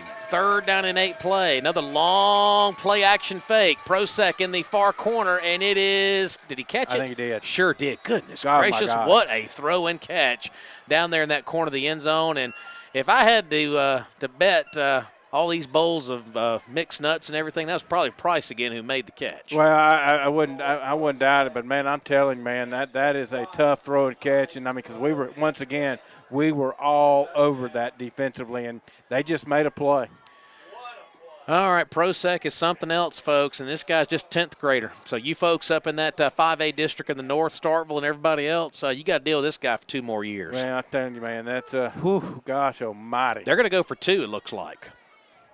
They're going to go for 2 here and try to make this a 35-22 ball game. All right, a big 2-point conversion play now. I'm not sure about that. I'm not sure either. Prosek is going to lead the troops out there to go for 2. He is looking to throw the football, and it is incomplete. 2-point conversion is going to be turned away. They had a receiver down there juggling the football. That was Jack Price, another Price, shocker, who couldn't make the catch. So the 2-point conversion goes by the boards. Drew, I'm not sure about chasing points right there. I don't know if they made that call, but I'm going to tell you right now, number 15 for Lamar, Thomas Bryan, on a hot pursuit after Cole Prosek right there. Cole had to get rid of the football because if he did, Thomas Bryan was on his backside. All right, we're going to keep things right here on the broadcast with 6:40 to go here in the football game. It's now 35-20, Lamar leading it. I'm still kind of puzzled by Kapai going for 2 right there. I mean, not Kapai, but Mag Heights. Thinking about Kapai next week already. We still got 6:40 to go in this ball game, but Drew chasing points with 6:40 to go in the ball game. We'll take it on this end of it, but 35-20. It's a 15-point ball game. Well, like I said, I don't get it, but like I said, that's a question after the game for Mag Heights and that coaching staff to have to answer. But nonetheless, Lamar right now.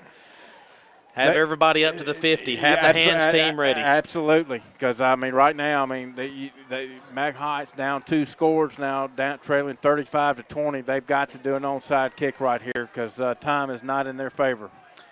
Bright will be kicking the ball away. We've got a lot of skill guys up at around the 50 here, waiting on this kick. Here's the onsider, and it traveled 10 yards, and guess what? Mag Heights just recovered the football. Holy smokes. Did it go 10 yards? Did they touch it before it went 10? I think that's what Jacob Land is asking. No, I think the ball went 10. They didn't touch it, I don't think. We're still waiting on a signal of whose football it is. I think Lamar is going to be on defense. So, yep, Mag Heights just recovered an onside kick, so the window just got opened halfway right now. Wow. All right, boys. That was not very good execution on special teams right there on the onside. So, back to work on defense. 6:37 to go in the ball game. 35-20. Prosek sends the offense right back out there after a tired Lamar defense was just on the field a few moments ago. Yep. This game is far from over now, folks. Prosek in the shotgun, man in motion to the far side. Here's the play action fake. Prosek steps up in the pocket, throws it down the field, and boy, he had a man. He had Price down the field, but he overshot him by about 5 yards. But I tell you what, the pressure, Drew, we had on him was good right there. Yeah, and right there, that was a break, I mean, in a way for Mag Heights because they got away with an illegal shift right there. They had 2 guys in motion. 2nd down and 10. All right, the clock is at 6:32 to go in the football game. It is 35-20 Lamar. Mag Heights just recovered an onside kick here at the Lamar 48. Well, we can't just sit back and let Prozac just sit in the pocket. We got to get some pressure on him. Prosek in the gun on 2nd and 10 now. Empty backfield, 5 wide receivers. Prosek steps up. He's got running room if he wants it, but he's going to throw it instead, and he threw a fastball, but a little bit too fast. He was looking for a receiver down the field. Another Price, that's Jack Price, and it's 3rd and 10. And thankfully, like I said, I mean he was open coming across the field. I think the Prosek just threw a 99-mile-an-hour Brett Favre fastball, and just the receiver just couldn't catch it. But right now, man, Lamar defensively 3rd down and 10. Got to make a play. You know they're going to go for it now. I mean, you got 2 plays Mag Heights has to get a 1st down, 3rd down and 10. From the Lamar 48, Raider fans come alive here. Prosek in the shotgun. He rolls back to pass. He looks, dumps it across the middle of screenplay to Spencer, and he's going to be cut down at the Lamar 46, maybe the 47. A couple of Raiders in there to make the tackle. Last man to get up there was Curley. So now this is potentially the ball game for Mag Heights. 4th down and 8. Well, right now, defensive for Lamar, be smart right here. Watch for any type of trickery right here. If Mag Heights has a play in the playbook right here, this is the time they would pull it out. 4th down and 8 from the Lamar 46-yard line. Raider fans come alive in a big way now. Prosek is going to have 2 receivers to each side here on 4th down. Prosek might run. He's going to be taken down. Well, bring him down, boys, and they will. And who else but Thomas Bryan, number 15, drags him down, and that's going to be a turnover on downs, and that could potentially, and I say potentially, be checkmate here tonight. Well, right now, that was a huge defensive stand right there by the Lamar defense as right there as Mag Heights was showing some signs of life after a score and an onside kick recovery. But the Lamar defense stands tall on 4th down, and Mag Heights turns the ball over on downs. Now, we've got to be smart with the football here. Hand it off to Jones. Jones cuts it back inside, outside, everywhere else, and he's going to be spun down up near midfield, and that's going to be a gain of 3 yards. Hang on to the football. Yes, 2 hands on the football right now. Lamar's, up 35-20 we just went under 5:20 left to go in the ball game. All right, so 2nd down and 7. What a first-round playoff game this has been here tonight between these two fantastic programs, Lamar and Magnolia Heights. Well, Lamar, like I said, if I was them, the clock, if I was White Bond, I'd be looking at that clock, and I wouldn't snap it until it was 2 seconds left to go. Play clock is at 9 and 8 and 7. Still have not snapped it. They will snap it with 5, and Jones is going to get into Mag Heights territory down to the 48. So that's going to set up a 3rd down and about 5, maybe 6 to go here. Well, right now, like I said, Lamar is leading 35-20. I would not throw it right here. I'd keep it on the ground. Mag Heights, folks, in case you're wondering, they've got 2 timeouts left in the bucket. They used 1 on 4th down back in the 3rd quarter on offense when they had it 4th down and 5 from our 7. On 3rd down and 5, Bond tried the hard count. Did they jump? Sure did. They threw the flag, and that's going to be a offside penalty. And from where they've got the ball spotted, this should be a 1st down for Lamar, but let's wait until they mark it off. They drop it, and maybe a half maybe half at most. Referees are eyeballing it. What do we got? First down, Lamar. There's the signal. So 1st down, Lamar. He looked at it for a minute, but finally signaled 1st down. The whole place got quiet. Man, that was a season-ending penalty, I'm afraid, for Mag Heights, and that was a huge penalty. From the Mag Heights 43, Bond just letting time leak, son. Absolutely. Just let it leak. 3:53 and counting. Yep. Play clock is at 23. Mag Heights is running out of time here tonight as Bond is letting more time leak off. I'm like you, Drew. Don't snap it until there's well under 10 to go on the play clock.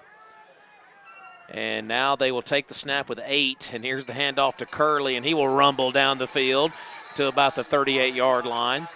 And, of course, you keep it between the hash marks and don't run out over to the near sideline and go out of bounds. You keep that clock rolling. Yeah, and just some tough running right there by Lamar on 1st down, gain of about 6 yards. That's about 2nd down and 4. And you just, like I said, White Bond, you got the play clock off to your left.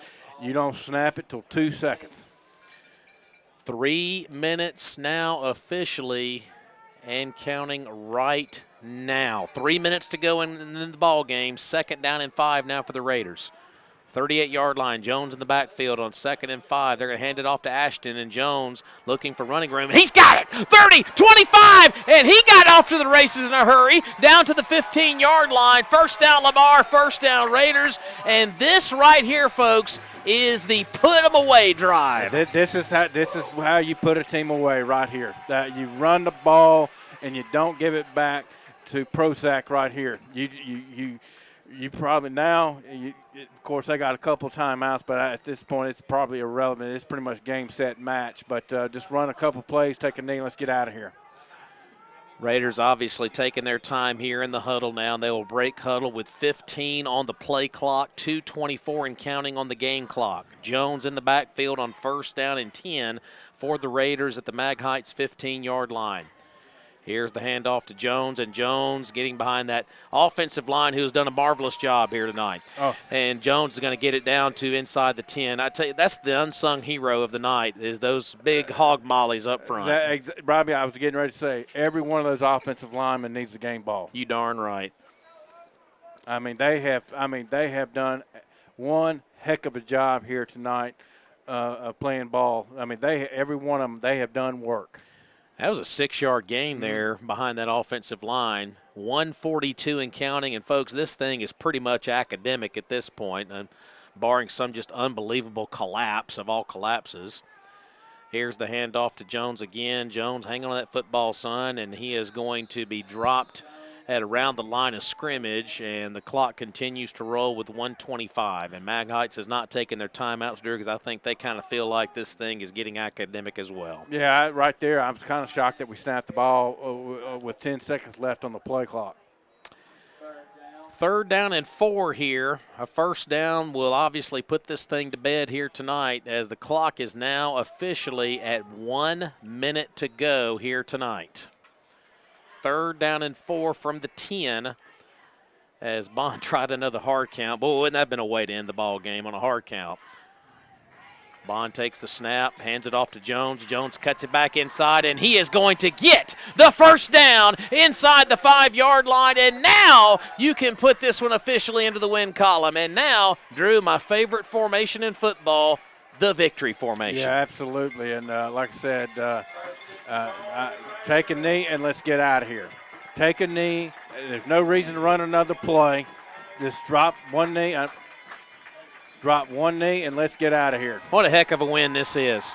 This is a heck of a win for the Lamar Raiders. Drew, we were sitting here a year ago after we got upset by Madison St. Joe, and now you advance to the next round. Yeah, these players remembered. I mean, a lot of these players played in that game a year ago tonight. And Bond will slap the knee down, and, folks, that's going to do it as Lamar wins the first round of the MAIS Class 5A playoffs by a final score of 35-20. So Lamar advances to the next round of the postseason as they will head to Gallman next Friday night with a date against the Colonels of Copiah Academy. Final score here tonight, Lamar 35, Mag Heights 20. We'll take a timeout, pay off the rest of our sponsors, and come back and wrap this one up in some beautiful Lamar Raider colors. Final score 35-20 Raiders. Back after this timeout on Lamar Raider TV and 97 OKK.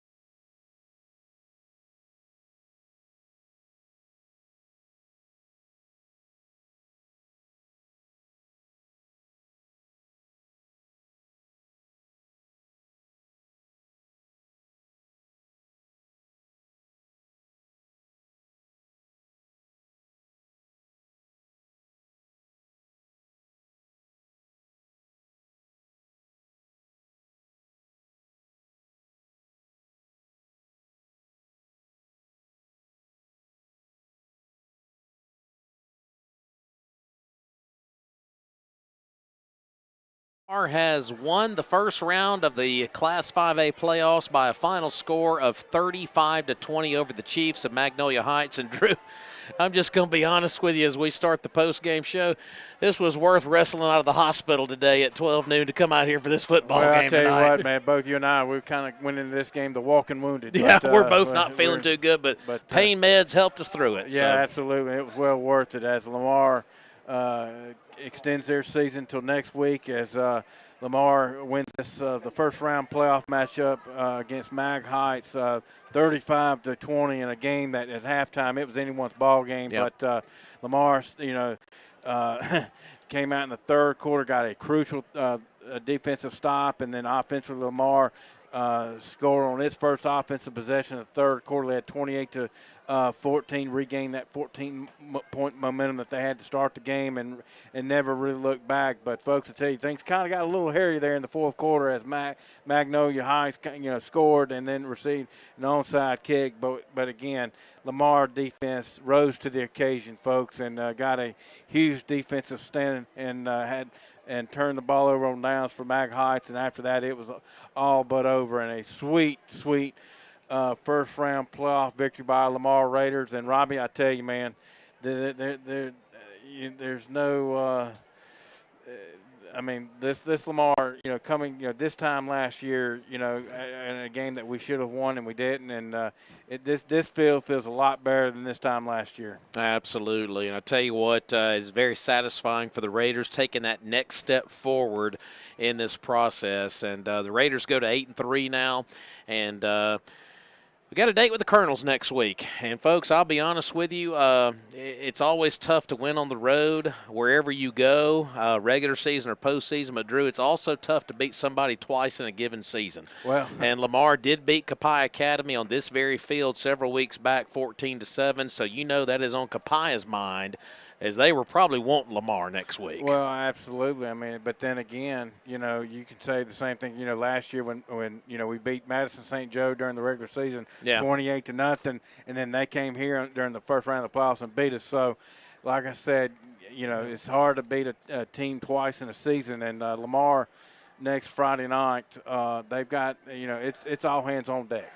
Well, I mean, here's the thing about it, folks. I'm just going to be honest with you as we kind of move about here. And, of course, the Raiders celebrating down here on the field, and rightfully so. Lamar's going to be the heavy underdog next week. There's no doubt about that, because Copiah is one of the top 4 seeds in Class 5A. They got revenge on their mind after the Raiders won that slugfest 14-7 here. A lot's changed between now and then, of course, between these two ball clubs. But you know what? The postseason, sometimes you just never know. And, Drew, I'll be honest with you, sometimes a team that plays in this first round gets hot at a right time. Absolutely. I mean, I'll just use the baseball playoffs as an example. Without question. All these division winners didn't matter a hill of beans, because it all ended up being wild card teams. So you never know. Sometimes a first-round team could get hot at the right time and go on a run. Well, I mean, this is, a team that, you know, a couple weeks back, Lamar, they looked, awful. Let's be honest.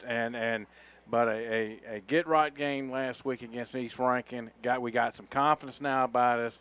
And tonight, we jumped on Mag Heights early. We got them down 14-0, and then they came storming back. And we knew that Mag Heights was going to be a very tough matchup tonight, and that's exactly what happened. But what I liked that I saw is that in the second half, other than a play here, a play there, Lamar really, for all intents and purposes, put Mag Heights away. Drew, a lot of special moments down here in this field. A lot of the senior class members are kind of soaking this in. This is could potentially be their last football game here at Gray Cobb Field. You know, if the Raiders could go on the road and beat Copiah, if things kind of fall in another direction, we could get another game. But some emotions pouring out on the field right now. Sure, so. Absolutely. But I like I said, it's a great feeling, because a year ago today we weren't feeling like this. No, it was a tough night. But our guys rose to the occasion. They learned from that, and they made the decision that they didn't want their season to end tonight. And that's, the coaches can coach, but the players are the ones on the field, are the ones out there that has to make plays. And they made plenty of them tonight. I think the play that Sean Ozane made, the punt return to make it 21-14 was a huge play in this ball game. And but I tell you, man, my game balls it's got to go to the Lamar's offensive line. No doubt about it. I thought they were the stars of the night. They did a fantastic job, and you know, when you get to the postseason, you got to check a lot of boxes, and we checked a lot of special teams. We won the turnover battle here tonight. Defensive stops, we got a lot of big ones there tonight, and even though we did turn the ball over that one time, it didn't burn us. No. It didn't burn us in the end. And we took one of their turnovers and turned it into points. So we did a lot of things. It's that formula. We always talk about that formula when you get into postseason play that you got to have, and Lamar had that formula here tonight. Well, Robbie, let's go back to our keys to the game. Before I said, we said, let's keep things easy and simple. Yep. I think we did that. Yep, I think so. I think, going back, I thought we did a very good job on third down tonight. Yep.